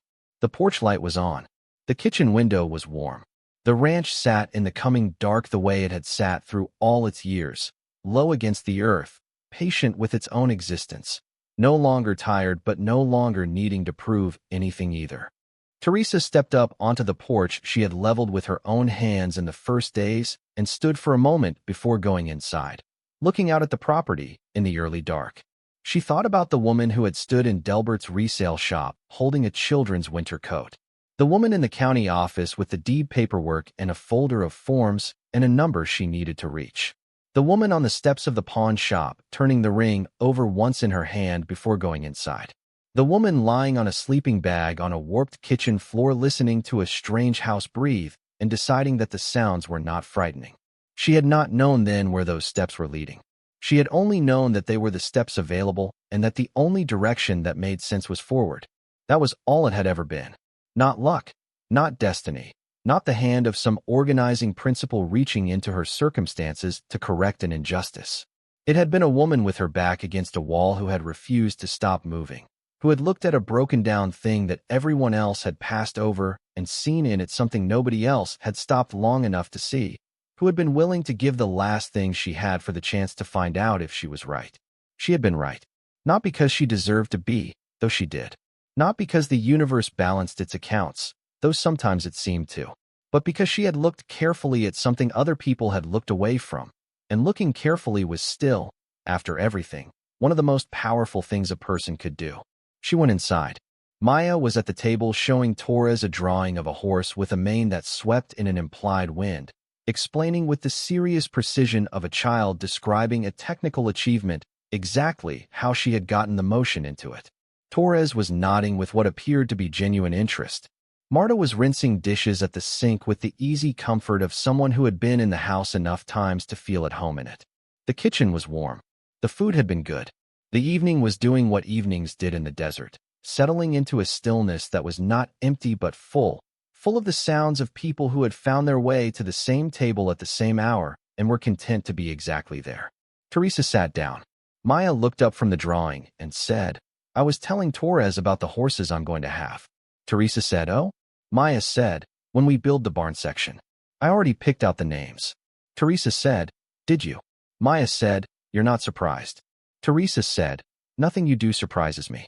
It's one of my favorite things about you." Maya looked at her with the evaluating gaze she had been deploying since she was very small, the look that measured whether a statement was genuine or parental diplomacy, and apparently found it genuine because she went back to explaining the horse drawing to Torres without further interrogation. Teresa sat at the table in her kitchen in her house on her land and let the evening continue around her. There was more to do tomorrow and the day after. There were legal documents still being finalized in 3 countries. There were fences and gardens and a cellar that needed a decision and a draw of property to the north that she had been thinking about for months, land that might respond to the right attention. There were Maya's school years ahead and the question of what those years would look like now and the strange luxury of being able to answer that question with something other than "we'll see." All of it was real. All of it was ahead.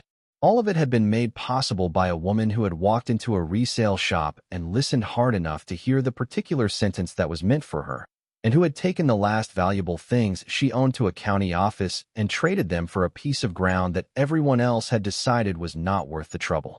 The ground had turned out to be worth rather more than the trouble. She looked around the table at the people in her kitchen and at her daughter's drawing and at the window that showed the dark outside and the stars beginning to appear over the mountains, and she thought that the story of how she had gotten here was one she would spend a long time understanding, because the best stories were the ones that kept revealing new things the longer you sat with them. She was not in a hurry. She had a ranch and a daughter and a table to sit at, and outside the stars were doing what they had been doing above this piece of ground long before anyone had thought to build anything on it, and would go on doing long after. Patient and indifferent and brilliant and always there for anyone who remembered to look up. That was enough. More than enough. It was, in fact, everything. The article that changed everything was not the regional one. It was not even the follow-up piece that ran in a national publication 3 weeks after, the one with the photograph of Teresa standing at the cellar doors that she had approved reluctantly, and only after David confirmed that the image revealed nothing sensitive. The article that changed everything was a short piece, barely 1,200 words, written by a cultural historian at the University of New Mexico named Dr. Patricia Osei, who had read the initial coverage and then spent 2 weeks doing her own research before publishing her findings in an academic journal that would not ordinarily have crossed the desk of anyone Teresa knew. Marta sent her the link. The subject line of the email said only, "You need to read this." Dr. Osei's article was not about Teresa. It was about the collection.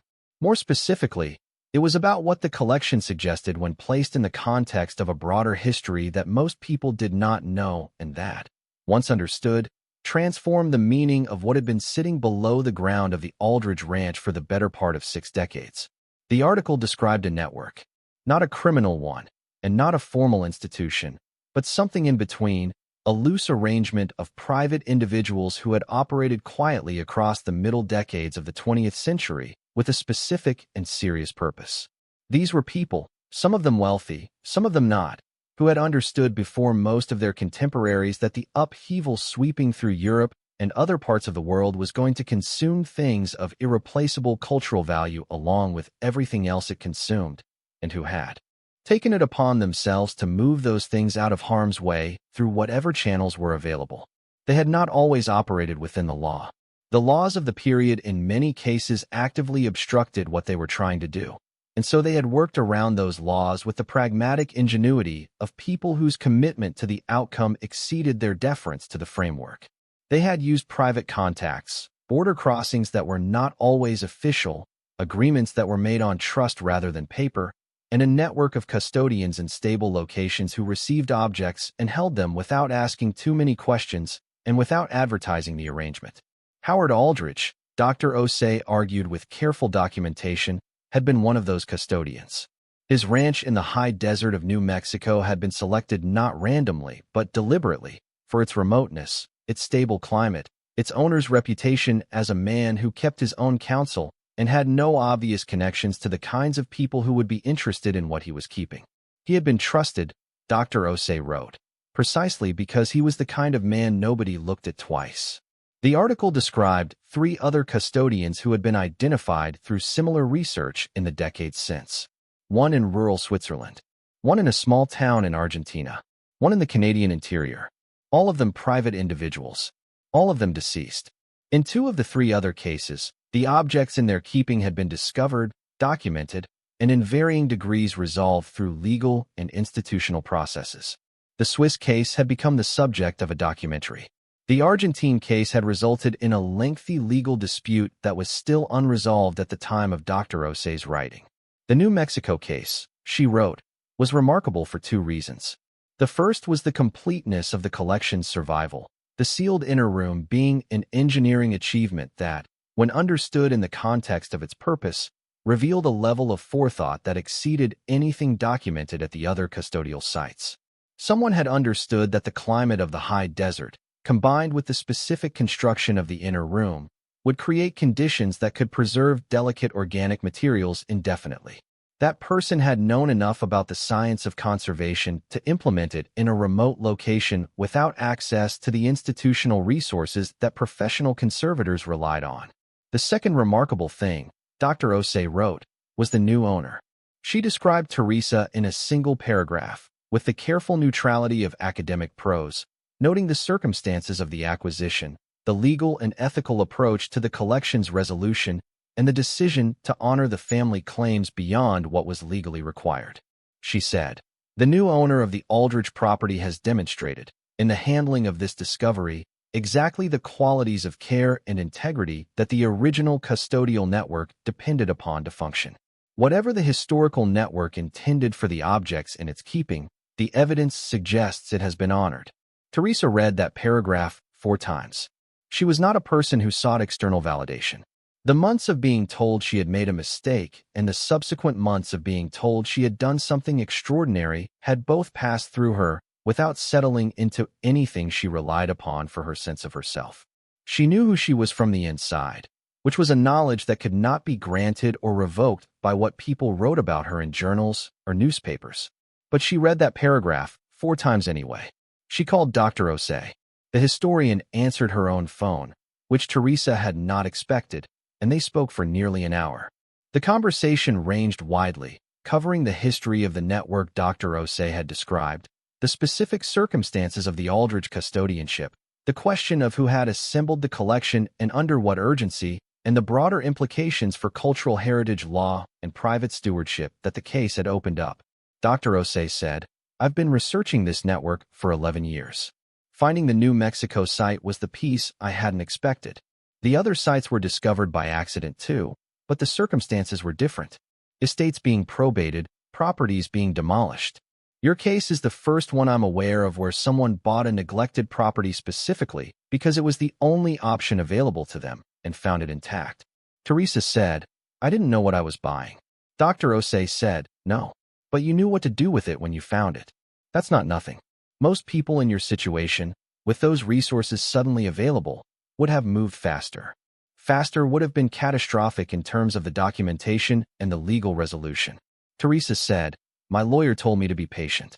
Dr. Osei said, "Your lawyer was right. But the patience still had to come from you. He can give advice. He can't make you take it." Teresa thought about the motel room and the months of learning to wait without ceasing to move and said, "I've had some practice with patience." Dr. Osei laughed. It was a full, warm laugh, the kind that came from someone who found things genuinely funny rather than performing the finding of them. She said, "I expect you have. Can I ask you something personal?" Teresa said she could try. Dr. Osei said, "When you first opened that inner room, before you understood what you were looking at, what did you feel?" Teresa considered the question with the seriousness it deserved. She said, I felt the weight of it, not the value. I didn't understand the value. I felt that whatever was in there had been put there by someone who cared about it more than they cared about convenience, and that they had done everything they knew how to do to make sure it survived. And I felt that surviving required something from me too, some equivalent level of care. She paused. She said, I knew I was holding something that was not entirely mine even before I knew what it was. It felt like being handed something by someone who trusted you, and then looking around and realizing they were gone. And you either do right by the thing they left you, or you don't. There wasn't really a middle option. Dr. Osei was quiet for a moment. Then she said, I'd like to write about this more fully. Not the legal case, not the collection specifically, but the question of stewardship and what it means. The ethics of found objects and found responsibilities. Would you be willing to speak with me again, more formally, at some point? Teresa said she would. They arranged a time, and Teresa hung up and sat at the table for a while with the afternoon light coming through the kitchen window at the angle it came through at that hour, warm and specific, falling across the table where she had read Marta's report on that Sunday morning that felt both recent and very far away. The world was interested in her in a way she had not anticipated and was still learning to manage. The interest came in forms that ranged from genuinely thoughtful to genuinely strange. A production company in Los Angeles had sent a letter through David's office, expressing interest in the story as the basis for a feature film. A woman in Ohio had written her a personal letter explaining that she too had once bought a neglected property on limited means and had found nothing but broken pipes and termites, and that she found Teresa's story inspiring nonetheless, which Teresa had found both touching and slightly funny. A man who described himself as a treasure hunter, though he used a more professional term that amounted to the same thing, had attempted to visit the property unannounced and had been redirected by the gate she had installed at the end of the dirt road, one of the first practical changes she had made after the news broke. The gate was a simple thing, a cattle gate with a latch and a sign that said private property in plain letters. It was not ornate and it was not aggressive. It was a boundary, and boundaries, she had learned in the difficult years, were not hostility. They were clarity. The people who respected them were generally the people worth having in her life. The people who tested them told her something important about themselves. She gave one extended interview to a journalist named Claire who wrote for a publication focused on women and economic resilience, a subject that made the story feel like what it actually was rather than what the more sensational coverage had tended to make it. Claire spent 2 days at the ranch, which Teresa had not expected to agree to and had agreed to after reading Claire's previous work, which handled its subjects with a precision and respect that was not common enough to be taken for granted. They talked for hours across the 2 days. They talked in the kitchen and on the porch and walking the property perimeter, which Claire had asked to see because she said she wanted to understand the land as part of the story and not just the background of it. Teresa walked her through the east fence line and the barn and the kitchen garden and the stand of cottonwoods that were now tall enough to provide genuine shade in the late afternoon. She did not take her into the cellar. The cellar was hers, and she was not yet ready to share it with an audience, however respectful. Claire's piece ran 6 weeks later. It was the longest thing published about the story and the most accurate, and the one that Teresa could read from beginning to end, without feeling that something essential had been reduced or distorted. It described the ring and the camera and the $40 and the county office and the drive east. It described Maya's declaration that the house needed some work. It described the motel room and Linda and Delbert and the feed store and Price in the yard. It described the inner room and the appraisal and the family letter from Lisbon and what Teresa had said to David about the 2 paintings. Near the end, Claire had written a passage that Teresa returned to sometimes, not because it flattered her, but because it said something she recognized as true about the experience in a way she had not yet found her own words for. Claire had written, "What makes Teresa Vallo's story unusual is not the discovery. Hidden caches of valuable objects are found with some regularity in properties across the country, and the stories they generate follow a fairly predictable emotional arc. What is unusual is the quality of attention she brought to what she found. She was not dazzled. She was not immediately calculating. She was careful in a way that is very difficult to perform and almost impossible to sustain under the kind of pressure that immediately surrounded the discovery. The care was not a strategy. It was a character. And it came from somewhere specific, from years of learning to see clearly when the stakes were high and the resources were low, from the particular education that is offered only by sustained difficulty and that not everyone who receives it manages to absorb. Teresa had thought about that passage for days after reading it. She had thought about whether it was accurate and had decided that it was, and then she had thought about what it meant that she had been formed that way, whether the forming had been worth the cost, and had arrived at a conclusion she suspected she would spend a long time refining. The cost had been real. The motel room had been real. The ring on the pawn shop counter had been real and irreversible. The months of Maya wearing the same socks 3 days in a row because $4 was a genuine calculation had been real and had cost something that the money could not fully restore. She did not romanticize difficulty. She did not believe that struggle was character building in any automatic or universal way. She had seen the motel room break people who deserved better than breaking. What she believed was simpler and more specific. She believed that she had been given, through circumstances she had not chosen, a set of tools that the discovery had required, and that she had used them, not because difficulty had made her better in some abstract sense, but because she had refused to let it make her worse, which was a different and more deliberate thing. That was the part she wanted Maya to understand, eventually, when Maya was old enough to understand it. Not that hardship was valuable in itself, not that suffering had a purpose that justified it, but that what you did with what happened to you was still yours to decide, even when almost nothing else was, and that deciding well, consistently, and under pressure, was a form of power that nobody could take from you by repossessing your car or setting a 90-day limit on your shelter. She had not yet found the right words for that conversation. She expected she would find them slowly, in the way that the most important things were usually communicated, through the accumulation of smaller moments rather than a single declaration. In the meantime, she showed her. She kept showing her. Every day on the ranch was a demonstration of something she wanted her daughter to know, that ground could be improved by the right attention, that broken things could be repaired if you were patient and honest about what the repair required, that the ordinary practice of showing up and doing the work was not a consolation prize for people who could not achieve something grander. It was the thing itself. It was the whole of it. Summer came to the high desert with the intensity it always brought, the sky a blue so deep it seemed pressurized, the heat specific and dry, the afternoon thunderstorms that built over the mountains and came across the land in a dark traveling wall and were over in 40 minutes, leaving the air clean and the ground smelling of wet stone and sage. Teresa worked in the mornings before the heat peaked and rested in the afternoons, and worked again in the early evenings when the light went gold and horizontal and made everything it touched look more considered than it actually was. She had hired 2 people on a permanent basis by then, a man named Rufino who had worked ranches in the area his whole life, and who treated the land with the unsentimental affection of someone who had spent decades learning its specific logic, and a woman named Bee who managed the practical administration of the property with an efficiency that freed Teresa to think about larger questions without losing track of smaller ones. They were not employees in a way that felt like employment.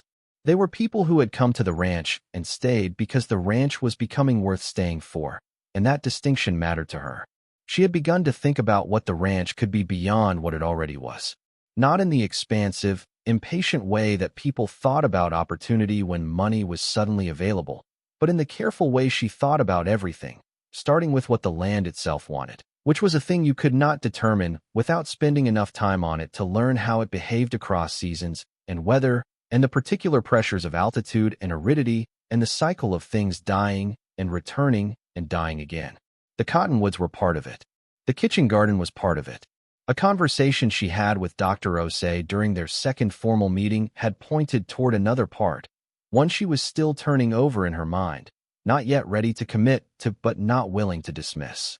Dr. Osei had raised the question of what happened to places like this after discoveries like Teresa's.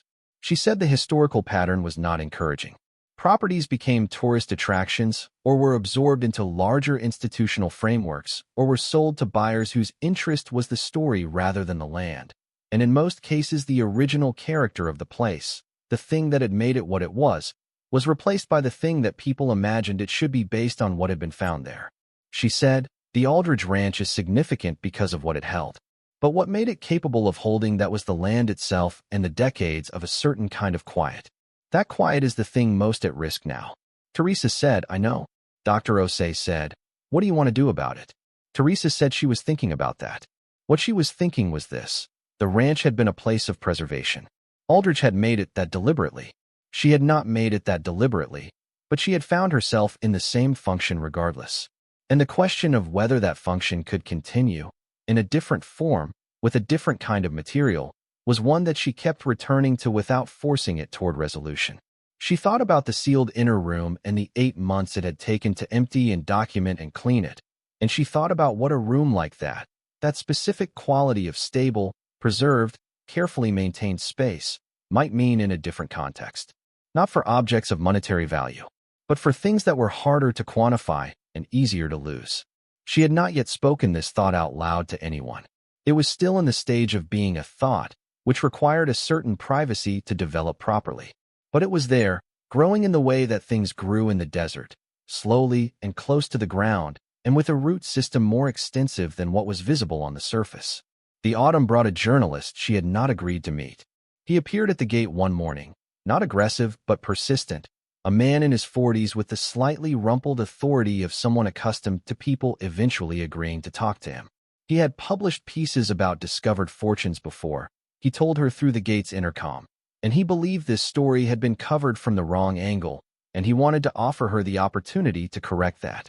She asked what he thought the wrong angle was. He said the coverage had focused on the value of the collection and on her personal story, but had largely avoided the harder questions about what happened to objects like these, and who really had the right to them, and whether the legal resolution that had been celebrated was actually as clean as it appeared. She stood on her side of the gate for a moment, looking at him through the metal bars with the morning behind him and the dirt road behind that. She said, those are reasonable questions. He said he thought so. She said, David Enriquez is my attorney. His office can answer questions about the legal process. Marta Solis can answer questions about the appraisal and the documentation. Dr. Patricia Osei at the university has written about the broader historical context more thoroughly than I can. I'd encourage you to start with all three of them. He said he had spoken with all three and wanted her perspective specifically. She said, my perspective is that every decision I made was documented and defensible and made with the best information I had available at the time. If that's not a satisfying answer, I understand. But it's the only one I have. He looked at her for a moment. He said, do you ever think about what would have happened if you hadn't found it? If someone else had bought the property eventually and found it instead? She thought about the question genuinely, which she could tell surprised him. She said yes. I think someone would have found it eventually. The collection was built to survive. Whoever found it might have handled it well, or might not have. I think the specific outcome would have been different. I don't know that it would have been better or worse in any global sense. I only know what I did with it. She said, I think that's true of most things, though. You can't evaluate the choices you made against an infinite number of alternative scenarios. You can only evaluate them against what you knew and what you did, and whether those two things were aligned. He was quiet. He said, that's a more philosophical answer than I expected. She said, I've had time to think. He published his piece eventually. It was more skeptical in tone than the others, asking questions about the adequacy of the international legal frameworks around discovered collections and the degree to which any resolution of such cases could be considered truly complete. He quoted Teresa's words at the gate with reasonable accuracy. He quoted David and Marta and Dr. Osei with less emphasis than she would have chosen. He was not wrong in his questions. He was simply asking them from a position that assumed the complexity of the situation reflected something unresolved in the people involved rather than in the situation itself. She read it and filed it and moved on, which was the appropriate response. The winter was quiet. The property settled into the rhythms of the cold season, which were different from the other seasons and required a different quality of attention. She learned that winter on the high desert was not the winter of the city, where cold was an inconvenience imposed on infrastructure. Here it was a condition of the land, present and physical, the kind of cold that asked you to respond to it with more than a better coat. She responded accordingly, and the ranch responded to her responses, and the exchange was its own form of education. Maya turned 8 in November. Teresa made a cake from a recipe her grandmother Lucia had used, which she had remembered and reconstructed from memory and sensory detail, with the careful imprecision of all such reconstructions. It was close enough. Maya ate 2 pieces and declared it the best cake she had ever had, which was not objectively true, but was true in the way that mattered. 8 candles. A kitchen full of warm air and the smell of sugar and the sound of a child who had no memory of socks worn 3 days in a row, who knew only this kitchen and this land, and a mother who showed up every day and did the work and looked at things carefully and believed that what you did with what happened to you was still yours to decide. Teresa watched her daughter blow out the candles and felt the particular sensation of a life that had arrived at something resembling its own shape, not a finished shape, not a shape that would not continue to change, but one that had enough internal coherence now to be recognized as a life rather than a sequence of responses to emergencies. That was not a small thing. It was, in fact, enormous. She had received one more letter from Lisbon. It arrived in December, close to the end of the year, in an envelope with unfamiliar stamps and the neat handwriting she recognized from the first one. The woman who wrote it, the grandchild of the family whose initials had been on the barn letter, said she had been thinking since they received the settlement and the 2 paintings, and what she kept coming back to was something her grandmother had said once about the man in America. She had said he was a person who understood that some things were worth inconvenience. The granddaughter wrote, "I think my grandmother would have said the same about you. That you understood what was worth the inconvenience of doing right by it. I don't know how to thank you for that except to say that it mattered, and that we know it mattered, and that knowing is something we will carry forward." Teresa read the letter at the kitchen table. Outside, the winter light was low and pale, and the mountains to the east held a thin line of snow along their ridge. The hawk was somewhere she could not see. The cottonwoods were bare, their branches making a fine dark pattern against the sky that was beautiful in the specific way of things that had shed everything unnecessary. She put the letter with the other letter in the drawer where she kept what mattered.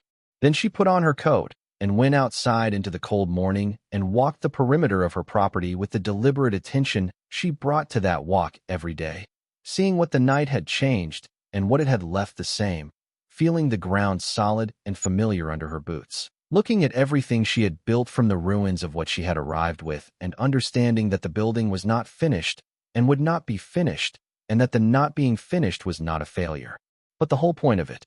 She was alive and her daughter was alive and the land was hers and the work was real. There had been a time when that inventory would not have been enough. There had been a time when she would have needed more certainties, more guarantees, a longer list of things confirmed and secured before she could feel the weight of the morning as something that was happening to her rather than something she was enduring. That time had passed.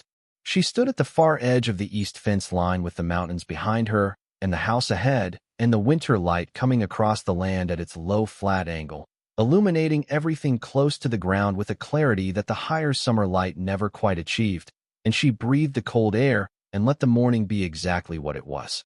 It was enough. It had always been enough. She had simply needed to walk far enough into it to find out. The gate at the end of the dirt road caught the morning light at that moment, its metal bars glinting briefly before the angle shifted and the glint was gone. She watched it happen and then turned toward the house where Maya was having breakfast and where the day was waiting with its specific requirements and its specific rewards and its specific texture of being a day lived on ground that was hers, built from what she had given and what she had found and what she had refused to stop believing was possible even when believing was the most expensive thing she owned. She walked home. The spring that followed was the first spring she experienced as a person who was no longer waiting for something to go wrong.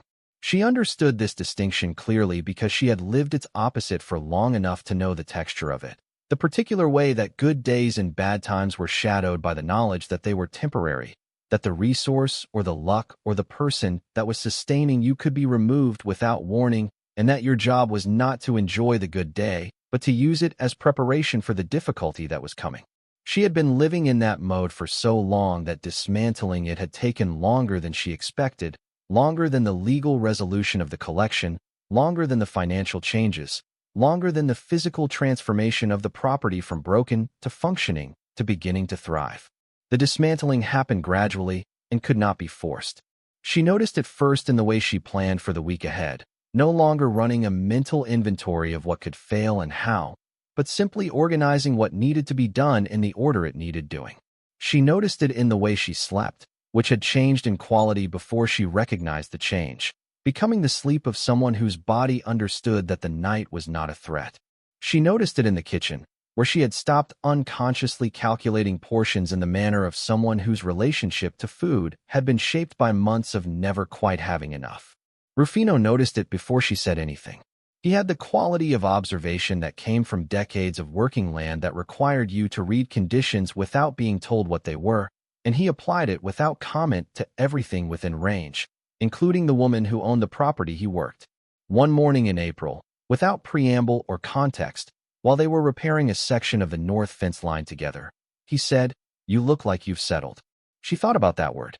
Settled. It could mean resigned, could mean diminished, could mean the specific sadness of someone who had stopped expecting more. But in his delivery, it meant none of those things. It meant what it said, the way a structure settled when its elements had found their proper relationship to each other and to the ground beneath them, when the adjustments and compressions of early occupation had worked themselves through, and what remained was something stable enough to build from without reservation. She said, "Yes, I think I have."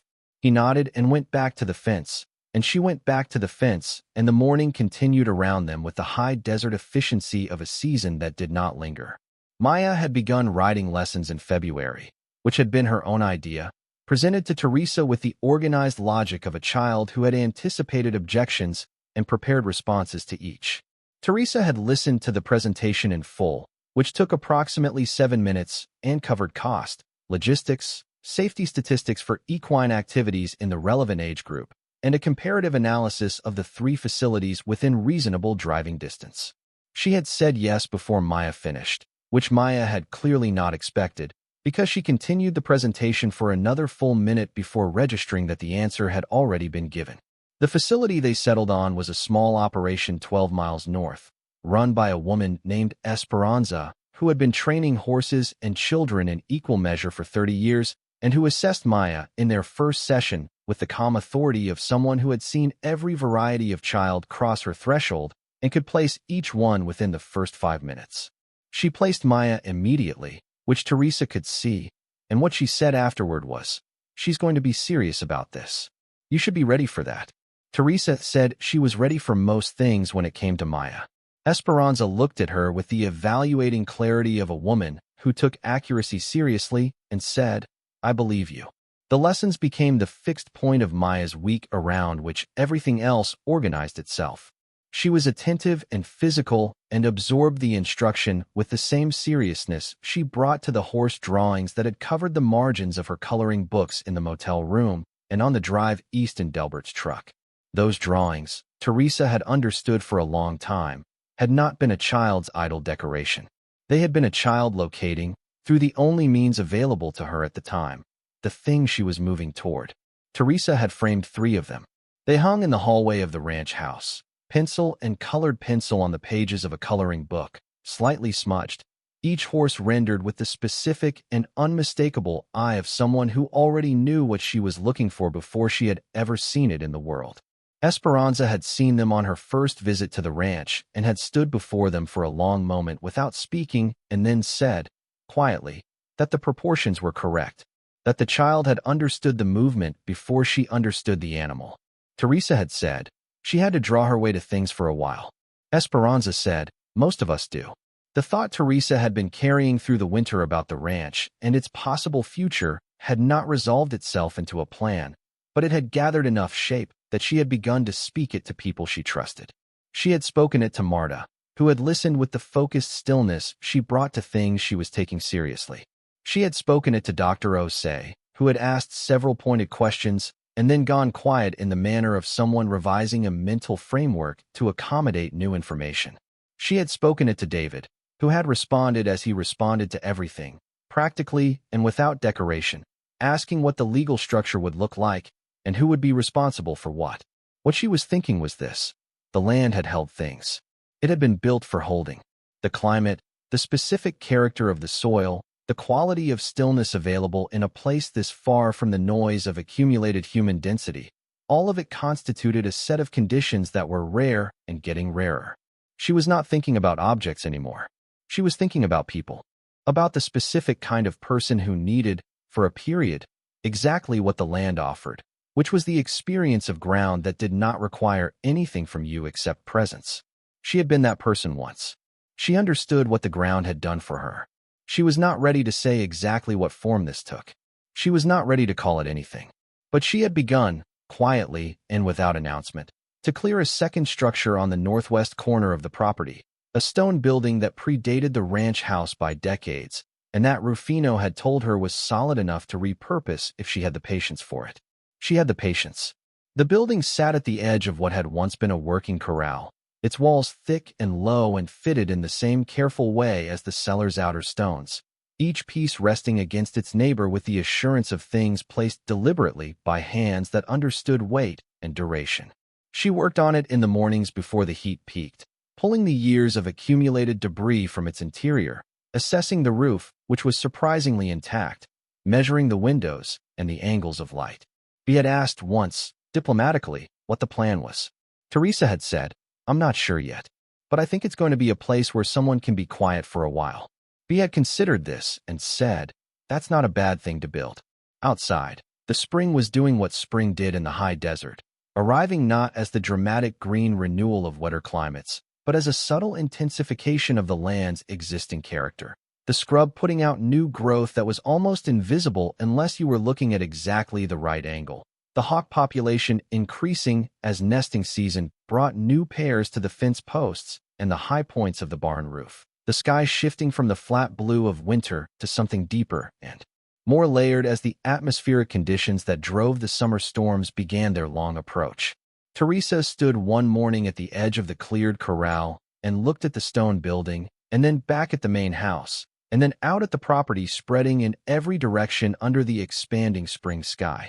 And she thought about the woman who had stood at the cellar doors with a camping lantern and rubber gloves, and the particular quality of attention that came from having nothing left to lose except the habit of paying attention. She had paid attention. The rest had followed from that. She went back to work. Thank you so much for watching until the end. If you love this story, check out the other videos on your screen now. I think you'll really enjoy them. And don't forget to subscribe if you haven't already. See you in the next story.